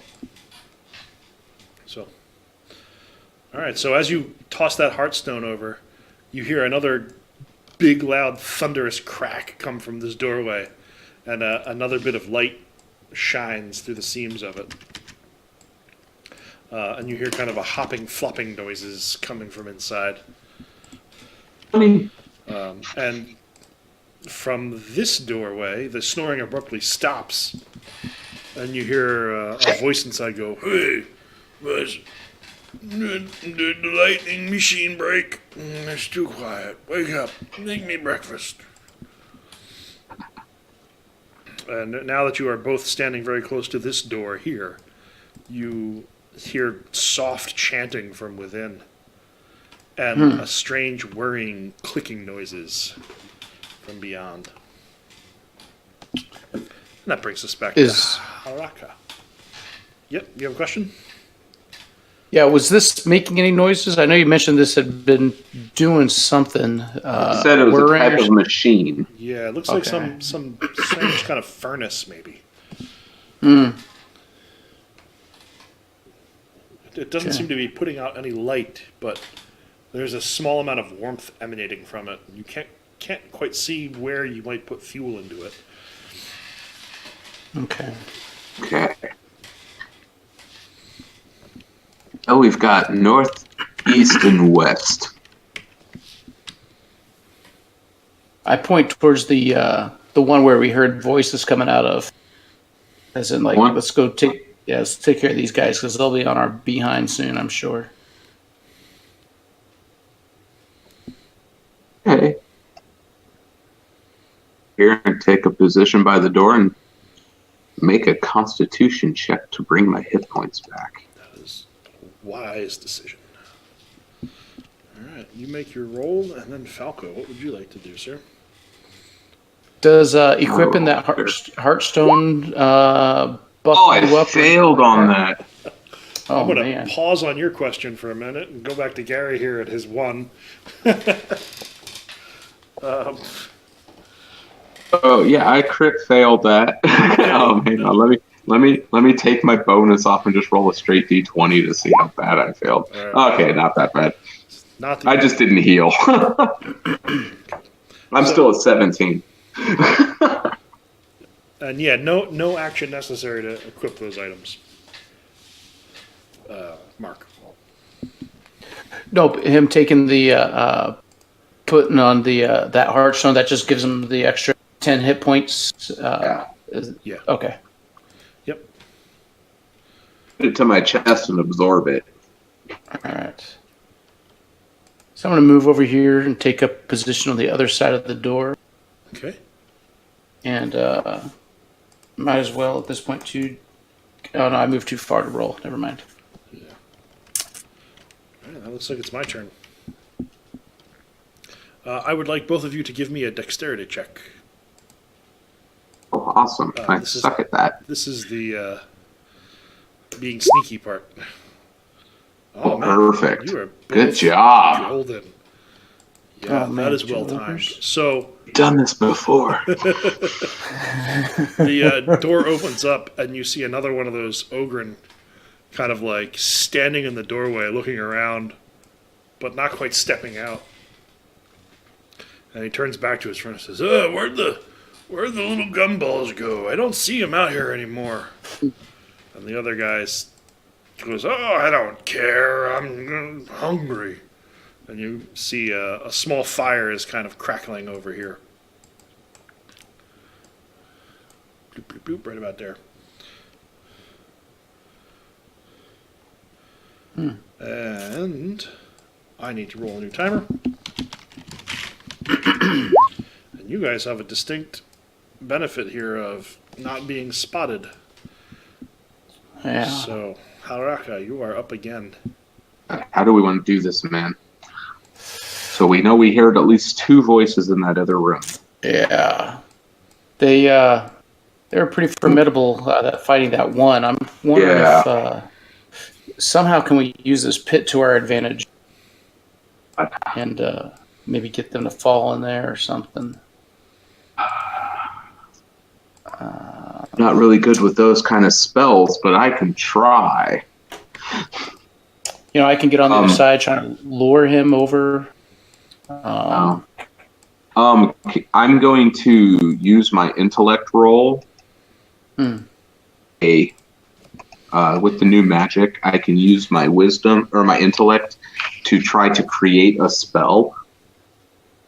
Level, I'd like to create a spell that covers and makes it look solid.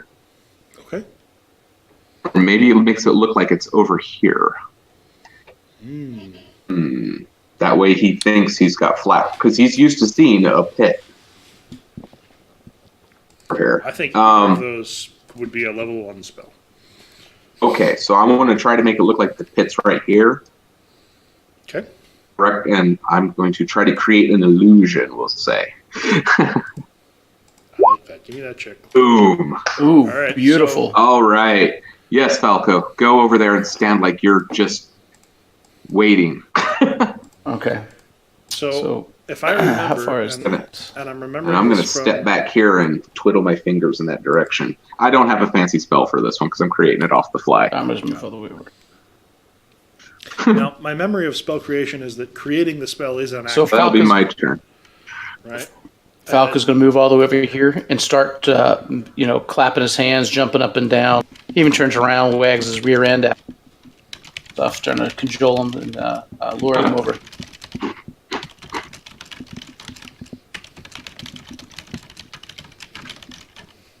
Can you guys still hear me? We lose someone? Yeah. Oh. Anything? Words? Potato salad? Honky tonk? Blues? I hear you. All right, there we go. Oh, there we go. I lost you guys for a second there. There we go. All right, so you missed all that?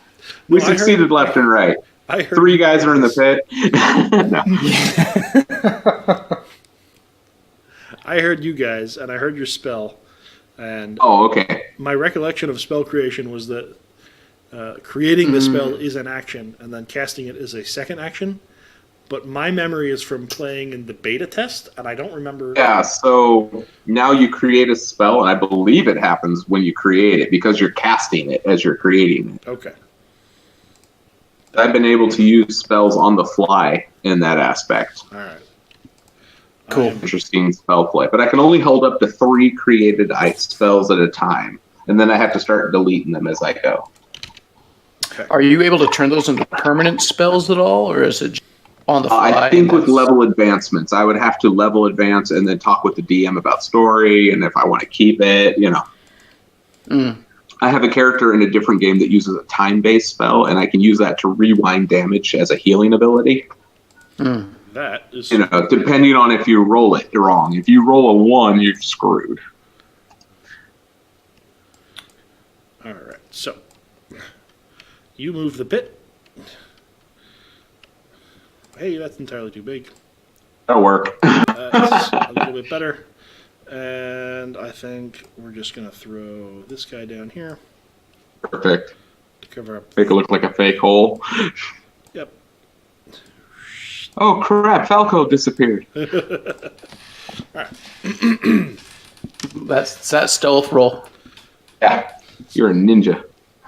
So you made the spell, you shifted the pit visually, moved off to the side a little bit, and then Falco, you said you came around to the other side, and now you're just making. Yeah, I came around to the other side. I'm making noises. I'm clapping my hands. I'm smacking my staff on the stone floor, bending over, wagging my rear end at them, trying to just lure them over my direction, get them all angry, and just to run right out. All right, give me a charisma check real quick. Let's see how pissed off you make him. You got this. Very angry. Very angry. So he beelines it to you, and he gets right about here. 1d20. These guys have really terrible decks, if I remember correctly. And oh yes, he just zoop falls right down the hole. Or No stopping, just right down. Nice. Do we hear him hit, or does he just keep falling? You after a few seconds, you hear a bloody crunch as he hits. Oh, that's a deep pit. That is a deep pit, and he goes roaring off. His buddy hears him and turns around and goes, "What's going on over here?" and comes around the corner, kind of just in time to see his friend fall off into the pit and disappear into nothing. Steps out and goes, "What's going on? I don't know. What is this? People!" And kind of turns around to Haruka when he sees you and takes a swing at you with his big old club. Does that hit? Yeah, that hits.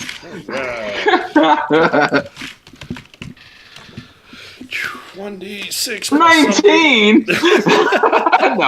No. This hits you for 7 points of damage. Damn. I'm back to where I was. Man, that good thing I got that hard stone. That would have been death. From within the doors up here, you hear another voice say, "Keep it down out there. If I have to come out there, you're going to pay." Awesome. I told you to keep control of those flimes. That will bring us back to you, Haruka. Let's see how far that is. Me? And All right. and I feel like both of you should take a hero coin for that absolutely amazing sweet. plan.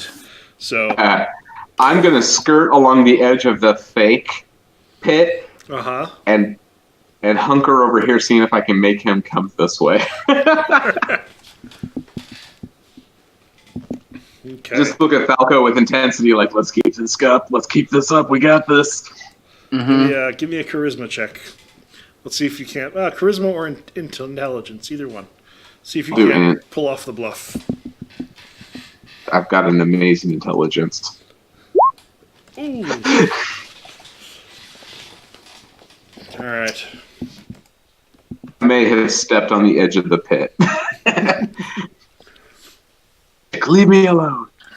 All right. So you skirt around there, and I think that brings us to Falco's turn. Was that a single move, or That was more than enough distance to not equivalent. Yeah, that was like 30 feet. All right. All right, Falco. So I'm going to use my my sling, and I'm going to pick up a rock. There you go. Try and shoot it at that guy.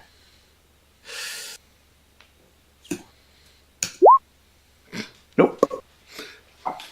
Yeah, it just bounces off his chest, And and he looks down at it like, "What happened?" I just, stick my tongue out at him. He goes, "That's not how you throw stones," and picks up one of these big stones from the thing here and throws it back. Don't forget at your you. cloak. Forget your cloak. Right. Stones are heavy. 1d20. Hey, their dex isn't actually as bad as I thought it was.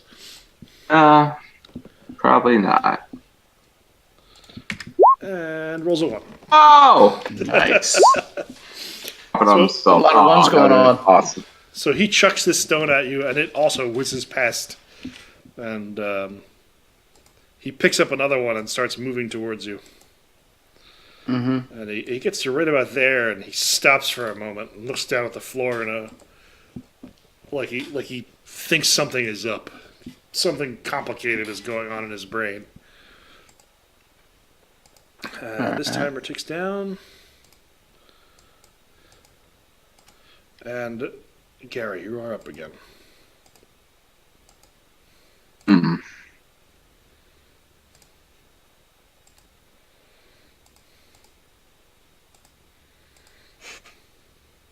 Yeah, I'm going to do this. Run down here. Falco. Oh, wrong clicker. I'm going to run down here, join up with Falco. I'm going to go ahead and cast my con check. As well take a healing motion, give him a chance to figure stuff out. I missed that. Oh, I get a +1. Don't forget, yeah. So I made that. Yeah. All right. That was a recovery check, I take it? Yep. So I get 2 hit points back. Okay. And I think That's more 20. jacked up your health. There we go. There we go. I pushed buttons. I was at 17, and then I thought I got hit for a little bit. So yeah. 2. 14. There we go. All right. All right. So how long does this spell last? Well, let's just say 1d4 rounds. All right. Give me a d4. There you go. All right. Okay. So this will be the last round, I think. Full right? spell. Yeah, this will be its second round. So the next turn, we get one more turn with it, and then. Okay. And then this guy comes. You are up. All right. I want to try and make myself as easy and presentable a target as possible. I'm actually going to sit down. And again, stick my tongue out at him. Give up, my friend. We can defeat this man. My charisma, though, he seems to not be bothered by my small stature. All right. So he chucks another stone at you, and I feel like that's going to hit. My cloak says otherwise. Oh, yes. Oh, I love it. So you manage to avoid taking 9 points of damage. And he gets this angry look as your cloak kind of like sweeps out and deflects the blow. And he hefts his club and he immediately starts walking straight towards you again. That's this awesome. guy's Nice. dead. And, of course, starts to fall down the pit. And I'm going to give him a dex save to see if he catches himself before he drops. And he does not. So, Nice. right down the pit he goes. Well A few done. All moments right. pass and you hear another bloody thump. Awesome.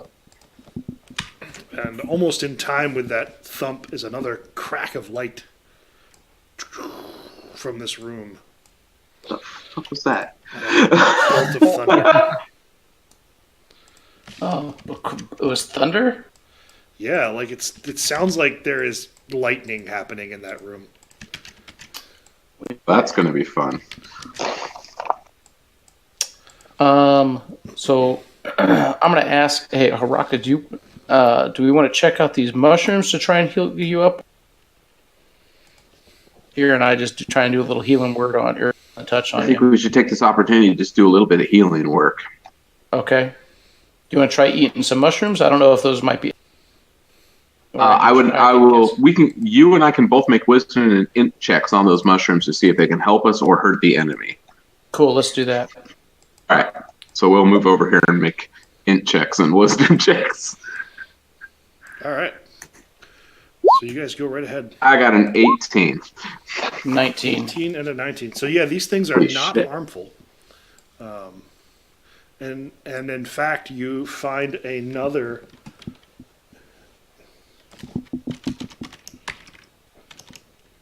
I didn't hear another a one word those of that. healing I heard mushrooms? these things are not, and then you cut out. Yeah, you find another one of those healing mushrooms. Another healing one? Yeah, Okay.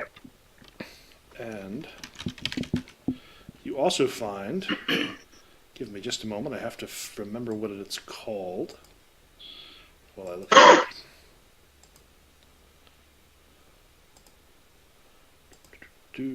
Sorry, it's taking me a little bit of time to get to this. It's all good. There they are. Magical plants and funguses. Roll me a d12. Who? Him or not? Let's say both of you. I got it too. So mixed in with these, you find a mana blossom, and you also find a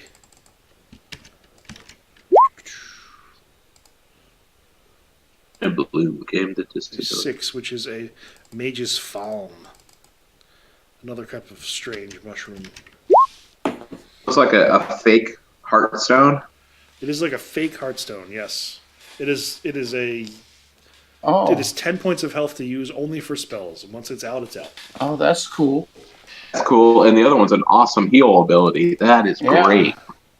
Tell you what, why don't you take the mana blossom, and then I'll pocket the other one. If that's Are you all sure right. you don't want some additional health? It's That keeps the healer alive. it's only for spell Also- effort though. So you can okay. you can cast your spells, but pull I can your cast them energy at for the full spells. power. Nice. Right. It won't do Okay. anything for me. It's just doing normal healing for me. I can do Only for that. spell effort. So I got 10 temporary hit points. But I'll keep them in my mana area. Yeah, that's what it's Okay. going to be. It's just to fuel your spells. Okay. So. All right. And then you said we found a healing mushroom that did 6 healing. Yep. You find Full, one of or I those. can heal 5 and give you 1. Cool. Let's do it. All right, so I'll Or take actually, 5. why don't and you take all? I'm only down 1 hit point. Buff yourself. but you're all the also way up. below 10, so I'm just trying to keep you at full health, man. Oh, okay. All right. All right, I'll take 19. You take 1. Got it. You full, me ready. Okay, let's kick this shit. All right. Okay, so that was that turn. Yep. Now it is back to me. Yeah, no, we're still over here by the mushrooms. Oh, Caleb's still over here. I love the enthusiasm, but now he gets a turn. All right, so next timer goes, and you hear that chanting come to a halt on this upper door. And where did the Spell. tokens go? I must be having some internet connections. And you hear a voice come out from the northern saying, "Bring me more of the flimes. I need more fuel." Mm. "Where are you, dummies? Get in here." And then you hear some stomping around, and the whirring and the clicking momentarily gets much, much louder, and then fades away again. And that brings us back to you guys. All right. Or 1, 2, or 3.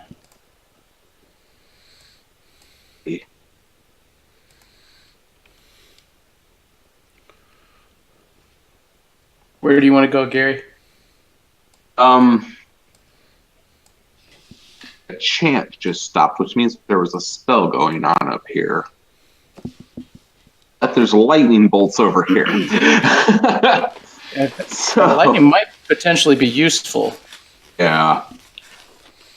I'm also wondering if we should check out the room of the 2 guys we just dropped. Right. I'll tell you what, why don't you go in that room? I'm going to check out this thing here real quick and see if I can't get an understanding of it, and then I'll join you in here. All right. I'll sneak in here and take a look around, see if I can find anything. My token just disappeared. Yeah, for some reason you're on my light. There you go. Move your guy, and then I'll move. Let me fix that light problem for you here. That. Every time I move far away from you, you start to fade away. There you go. Yeah, I've noticed. Okay. Yeah. Dream. Sorry about No. Yeah, so Haraka, you go up there and you start searching around, and it looks like these things have just been hoarding food. There's just piles and piles and piles of it. There's a selection There's piles of what? food. Oh. Like apples and oranges and like I'll check the smoked crates real goblin quick. meat and, doesn't look like it would be particularly useful right at this moment, but there's definitely enough food for a normal-sized person like yourself to probably live for a month. Oh, awesome. Found the food storage. All right, and that brings us to Falco. You were going to check out this thing over here? All right, I'm going to head over towards this contraption and give it some inspection here. All right.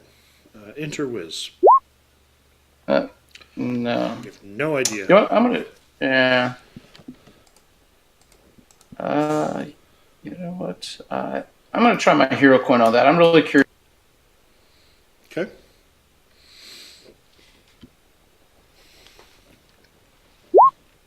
And yeah, it's still very curious. Yep. All right. Oh, you got your guy +1. Do you have a hero coin? I just used it. Just use it. I'll give you my hero coin. Oh, okay.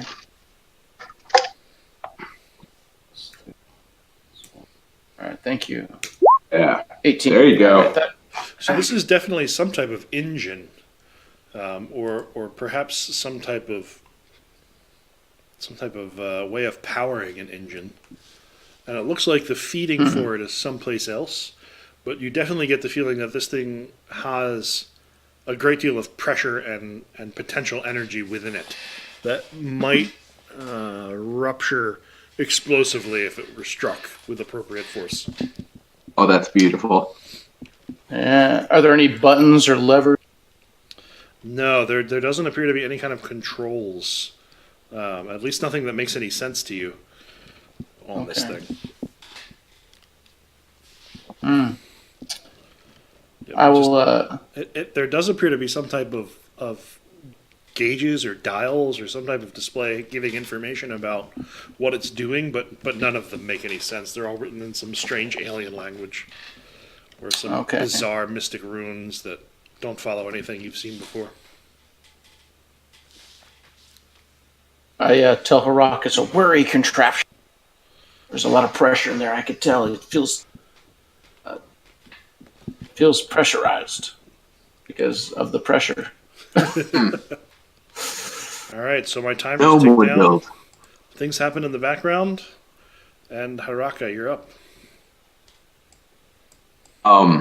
Do we still hear anything coming from the door over here? So from the north, Point. from the north, Yeah. you hear muttering like that same voices demanding where people are and why they aren't responding, and threatening vicious beatings if they don't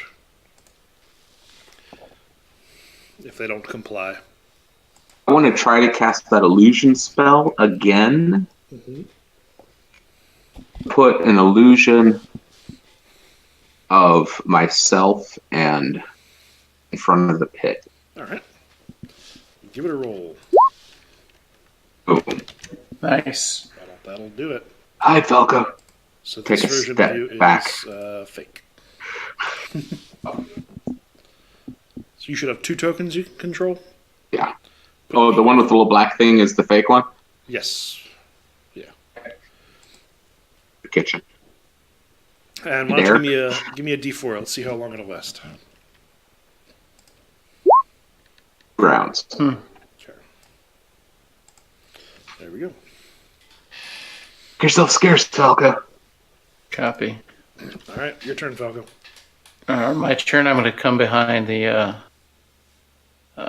this corner here so I can't be seen. Okay. This is like special ops shit right here. Yeah, right. All right, and with that, my timer's ticked down again. You hear another cracking bolt of lightning. God, this is getting out of hand. Are you just spawning left and right in there? God, if you guys could see what's in this room. It's okay. We'll see it. All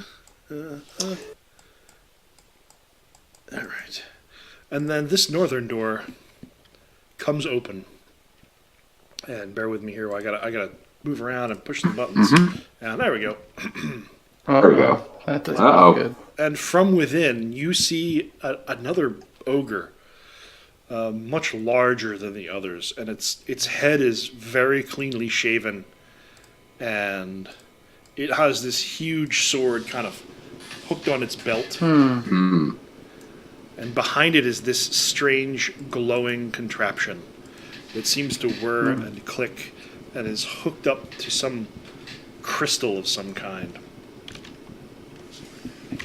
I am not at an angle to see that one yet, so.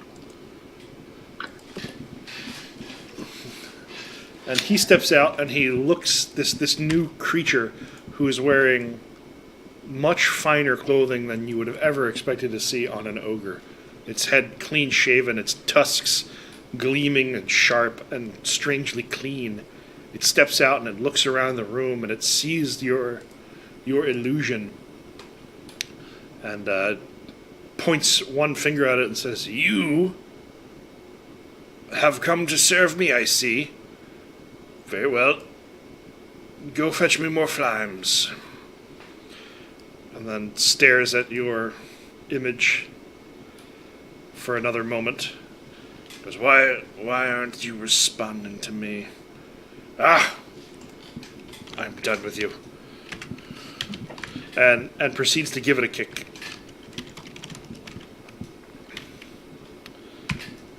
Which I'm...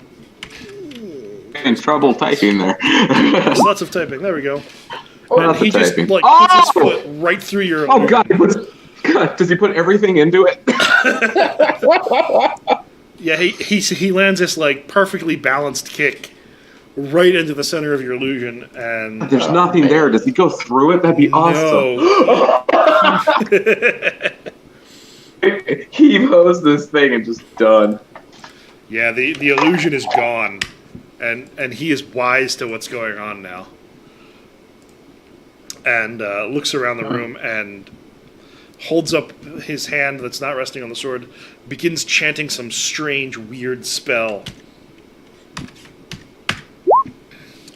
and sparks start to tingle off of his hands. Jesus. That's not good. And it seems he is attempting to summon something into existence in his fingertips. And That's not good. brings us to your turn, Haraka. Yeah, he's well within attack distance. Okay. I will run out here and make a chopping motion at his hand. All right. With your big old sword? With my big old sword. All right. Hang on a second here. Let me find my thingy here. Still got a +1, so I'm still at a +4. Ah! I missed. Yeah, he just snatches his hand back away from your burning blade. No spells will be uttered here today. Still play it off. Why not? Foolish mortal, you don't know the powers you are dealing with here. You cut out. To Falco. All right.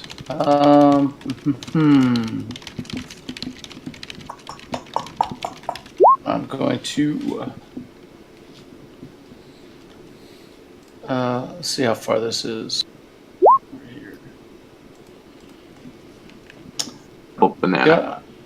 Yeah, I'm gonna book it over here. I want to really look inside this room. There might be this light. There might be something in there that we can use to either attack this guy or potentially even just blow this dang thing up. So I peek in through that door there. So you open the door. Oh boy. And you see these strange crystals on the wall that seem to be crackling with electrical energy. Oh, the flimes themselves as well are as crackling. A huge mass of flimes in that room. Oh boy. All right. I'm going to shut the door. Wrong room. All right, you shut the door. Great. Nobody's home. Door shut. Or shut. There you go. We'll see how long that stays shut. Awesome. All right. I think that was your whole turn, it looks like, getting all the way across there? Yes, sir. That was. All right. Doot. Ow. And just as you shut the door behind you, it looks like those crystals are starting to glow and refill with some type of arcane energy. God. This strange ogre spellcaster kind of circles you, Haraka, and continues his chant. Good. Oh, jeez, awesome. Thank God he can't talk.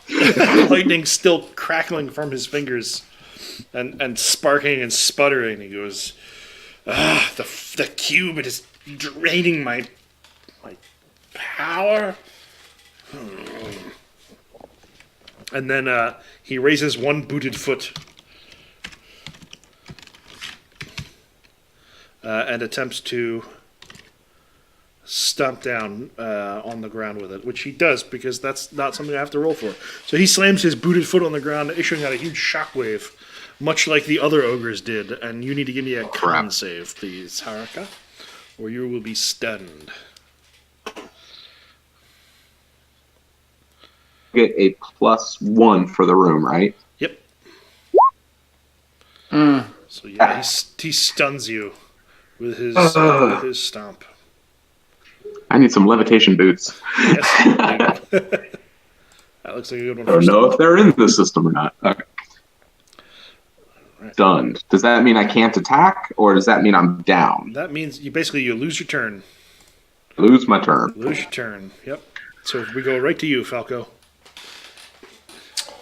I'm going to. Man. There. How big are these chests here? Like, can I drag these over? Yeah, you sure could. You sure could. I think I need to do that. Board the door up? Yeah. I'm going to come up here and grab the big one, and if I can drag it back here to try and block that door to keep these guys from coming out. All right. I don't even think that needs a roll. If you just want to spend your action dragging them over there. Yeah, I want to block that door. That way we can both fight the big guy fighting on two fronts here. And then as I'm doing that, though, I tell that ogre that his mom smells like fish guts. Try and distract him from Haraka. Okay. That's a funny sight. He looks over at you, seems to snort with derision, and then comes back into the room, kind of walks back towards this strange cube. You're distracting me from my work. And starts his chant up again. Says, I will use you for fuel for the engine. And with that, I need to roll this button right here. Oh, that was a lucky roll. Oh, damn. And he seems to have started up some strange operation on this bizarre cube that is in this room. Haraka, you're up again. You have regained your senses. Right. So do I get to move, or am I standing up for my turn? Nope, now you have your whole turn. Okay. Okay, I don't know how long you can keep them distracted. This one out. And I go full Nova on this guy. Yeah, that's what I was waiting for. I'm going to do emulation at level 3. It's going to be 3 hit points, 8 damage. Oh. And that to see if I hit. That's a hit. Well done. You hear the same chant as before.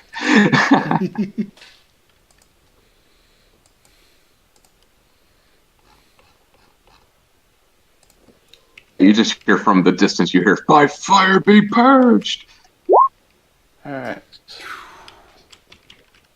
That is a big spell.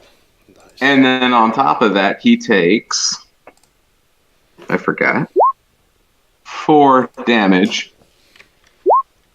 1 round. So he'll have 1 more turn where he takes 4 damage. Nice. That's the poison.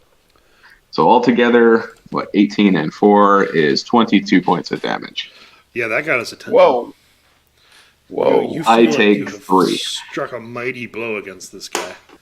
I'm a guardian of the Twilight Flame. You shall not succeed. Weakling mortal, I will make you pay. Falco, you are up. That was awesome. Take a hero point for that massive blast, Haraka. Thank you. I'm going to need it. So I have trapper gear. In that, I would imagine I have a bear trap or something like that. Correct? Sure. I'm thinking of this guy seems to like using his finger, and I wonder if I can just come up there. What I understand, am I in the position maybe I could get up there and be able to like clamp that down on his hand to where his hand becomes. You're gonna attack him with your bear trap? That's awesome. Yep. I don't see why you couldn't try. Okay. I just wasn't sure if I recognized like he's way too. Oh no, he's enormous. Don't get me wrong.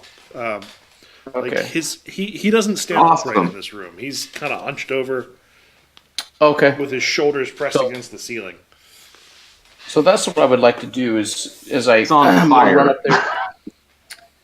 I'm gonna run. Oh, would I get damage too by coming into your vicinity? So because I am on fire, as long as you stay out of close range with me, you've got to stay at least 10 feet away from me. Not take any damage. So I can't come next to me. Okay. Depends on how big this door is. But this would be basically my turn here to come here and still do this. You could throw the trap at him. How much damage would I take? A D4, is that correct? If you end your turn next to me at the start of the DM's turn, you'll take 1d6. Okay. That's a lot if you only have 10. Yeah. So maybe I can't do that, dang it. Because throwing, I'm not too strong. All right. The throwing would be dex.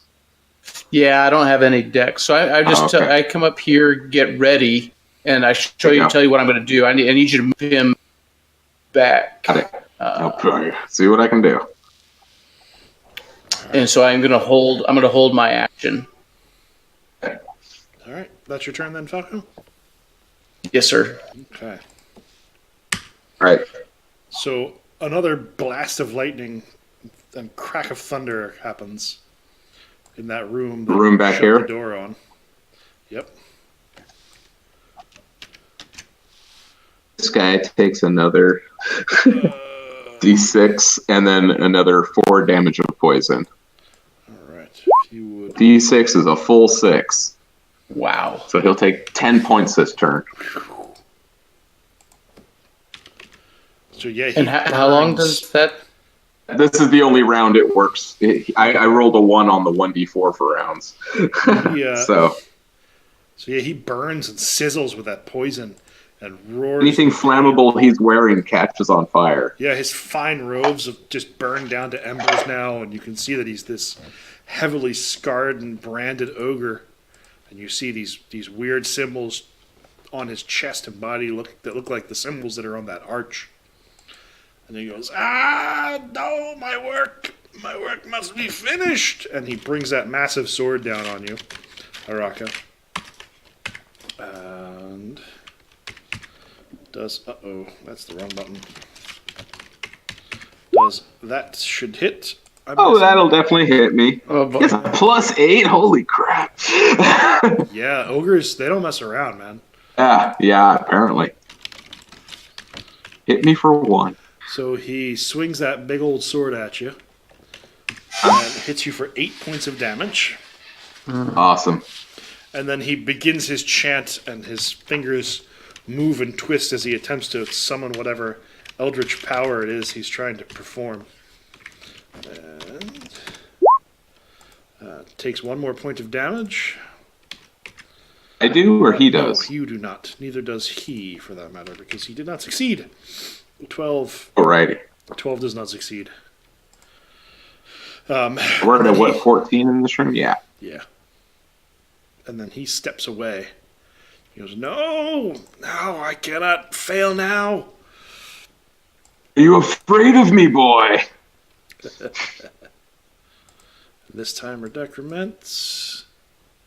And that is my turn.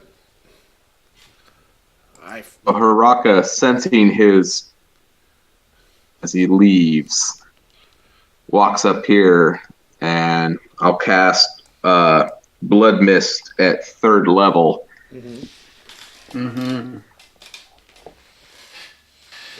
That and that. Just that. Yes. Nice. This is going to be interesting. This is going to be fun. All right, hang on a second. So for 3rd level, +4. Boom. So I am fully healed. Yes, you are back up at max health. I still have 10 temporary hit points. I didn't even use those to cast with. Oh, damn it. I totally forgot about that. Well, it turns out you didn't need them, so. All right. So then that 5 disappears.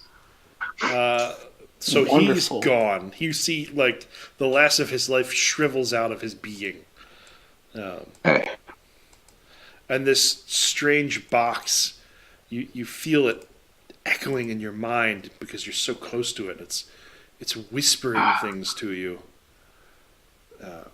Strange things in a language that you both understand and don't at the same time. And that will lead us to Falco. Falco's going to enter in here and said, "Fine mess." And but as he came in, he was sure to shut the door behind him. Okay. Securing the room we're in. Awesome. Yeah. I'm going to walk in, and are these What are these contraptions? I mean, give me an int check. Okay. I put a button on it. Not possible for wisdom, just straight int. No, wisdom works. You can make a wisdom roll. Okay. +1. Here we go. Oh. Hey, there's these things here. Yes, there are. No, you have no idea. And they are probably related to baking. Yeah, right. That hints all the food in the other room. That makes total sense. Mm-hmm. All right, that brings us to my turn. Man, things are getting dicey. So this strange cube whispers out to the two of you, and it says, "We must complete the work. We must bring the beast to life. We must move to the right places. Bring him back. Bring him back and feed me." And then you hear a terrible sound of that door breaking open from the other room. God. Oh boy. And Haraka, you can take your turn, sir. I need to make any checks against this thing, or holy shit. Oh, good. Most of them fell down the hole. Oh my god. There we go. All right.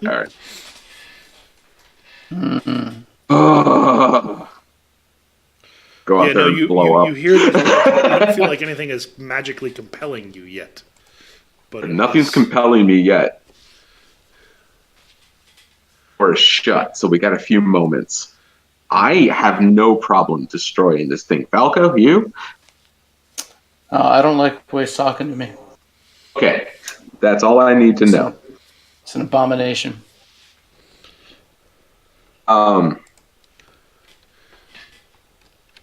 So I will walk up to it and I will blow myself up.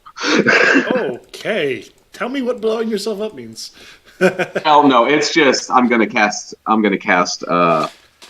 emulation on it and nuke it for a D8 of damage. Hang on a second here. Okay. There we go. Yes, unless it has an amazing armor that I am unaware of. All right. So it will take 1d8 plus 4 damage. Oh, and then 1d4 poison. All right. So 13 altogether. 13 altogether. So you don't know what it is, but I don't want it to live. You explode with energy, and you see all this power wash over it. And the voice in your head just says, no. And as the flames clear, you see that the box remains.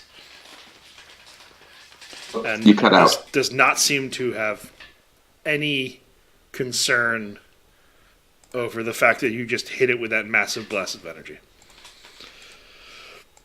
Well, I didn't do nothing to it? Did nothing. Nothing happened to it at all. Back?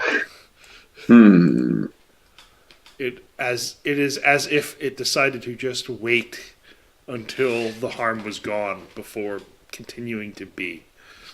Interesting. Go, have you ever seen anything like this? My book doesn't have a lot of information on it. And this is definitely the thing from your book. Yeah. Mm-hmm. So I'm going to come up to it and give it a nice little inspection here. Just a whiz check to see if I can recognize, and possibly even see if it's somehow connected or similar to this engine thing out here. All right. Give me that. Give me a roll. No. Oh, nice. So it doesn't. It does not appear to be anything that belongs in this place, but it does appear to be connected to some strange crystal beneath it, and somehow these little almost vines connecting it seem to be communicating between the crystal and the cube. It looks those like crystals in this room. Yeah, beneath this is a crystal. Oh. Okay. And it seems to be communicating back and forth between the two. and the vines kind of sway almost weakly there. Can we access? Are we able to access and touch the crystal, or is the box like totally covering it? You are able to access the crystal. Okay. Like I said, I think we need to take that crystal out. It's feeding from the crystal. All right. All right. So the door behind you, you begin to hear rhythmic thumping. And it's very organized. And not just on the door, but you start to hear this on the walls. This rhythmic banging. It starts off like thump, thump, thump, thump, thump, thump, thump. And then it resolves into these loud booms, as if everything on the other side is striking together in unison. I look at that's the flime. There's a whole bunch of them. Yeah. And back to you, Haruka. What would you like to do? Find yourself in a strange and new situation. Yeah, I'm going to strike that crystal with my sword. We're going to see if I can do anything with that. Okay. So you strike it with your sword, and it moves, like hitting it and applying force makes it sway, almost like to the edge of the reach of these cables, and then it softly pulls on them. But your sword does not seem to cause it any harm. Just hitting it moves it off of the object. Yes, but it's still kind of weakly connected by these vines. I don't know if I can poison the crystal, but... You do get the feeling that if you hit it harder, you might be able to push it off of this crystal. Like, it could definitely be moved off of the crystal, and these connections could be severed in some way. Okay. All right, Falco, we've got work to do. Copy. So I should probably, from what you were cutting out, Zach. So as I understand it, it can be moved, but it's those vines are holding it in place. So I need to get rid of the vines in order to move it. Yes. Okay. So I'm going to immediately start attacking. Seeing if I can, just tear them apart with my hands, or I'll grab them, try and chew through them. Yeah. So describe to me what happens as you start tearing these vines away from the crystal, because as you get down there and you start pulling on them, they offer you very, very little resistance. But describe what happens as these weird tendrils break free. I'm going to say that the probably some black ooze oil kind of pours out of them as they kind of flatten out and become sort of like dried up as that liquid comes out of them, and that's releasing it from its hold. Oh, nice. Yeah, and that ichor kind of just twists around all weird, almost as if it's a living thing on its own. and this cube comes disconnected from this crystal. And as soon as the last of them breaks free, you hear a second voice in your mind. And it begins saying it very softly. It says, "Are we ready to travel?" Can we I look at Haraka. Do we both hear that? Yes, you do both hear that. Oh, crap. And I said... That louder voice that seems to be coming from the cube says, "No. You should stay." Oh, this is so we're hearing two separate voices. I ask Haraka.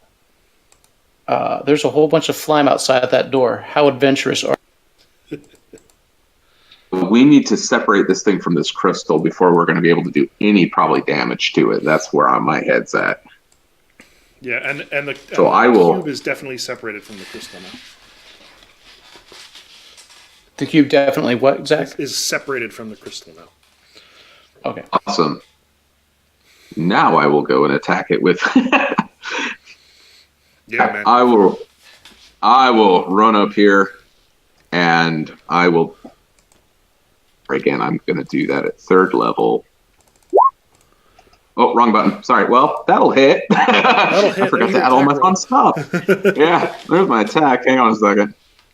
Good thing I hit. 21 points of damage to that thing, plus 1d4 poison. Whoa. 4 poison.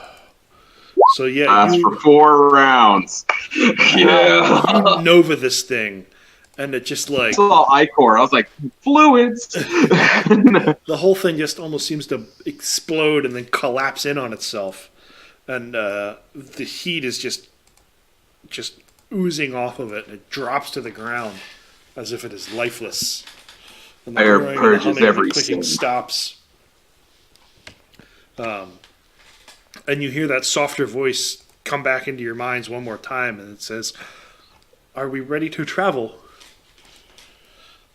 And Falco, it is your turn. Pistol or the phalanges? I come over here to the on top of the crystal here. I look at a rock. I said, "We travel or we flime."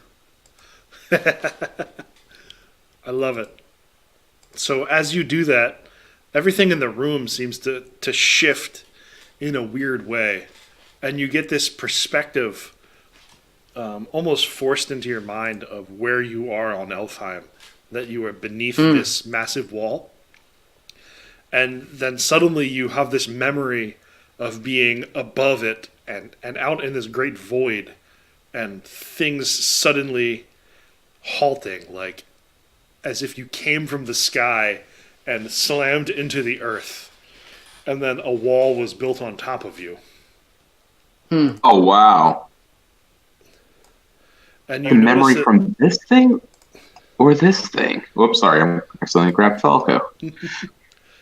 and you both notice that everything around you seems to shift, and this not metal begins to look different than what you remember, and you so have a strange understanding of what the things you are looking at.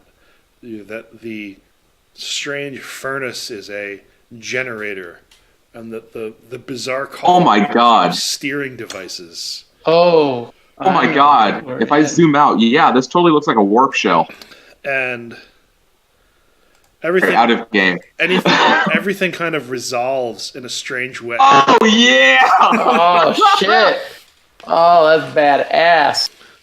And then God. everything goes dark, and you find yourselves hovering just outside the wall where you entered in with Sir Thalion. And this Outside the wall of Thushum? yeah.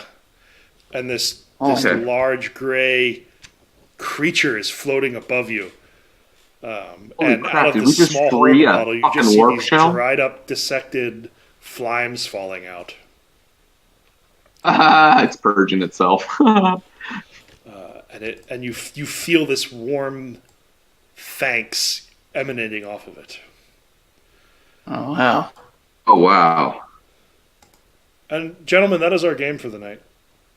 Oh, I hope you guys that had a good can't be it. time. Oh, that was awesome. That was great. Mark, thank you for sticking with it. Man, it was starting to drag a little at the end. I was starting to get worried, and That was great. That was a swell game, man. That ending though, like really capped. Cool. That was perfect. Yeah, that was nice. Thank you very much. I had a blast, guys. I'd happily play with you two anytime. If you want to keep this going, have us fly off in a freaking warp shell. That's kind of what I was like, are we gonna go now? I was like, where are we going now? Next week on Dragon Ball Warp Shell.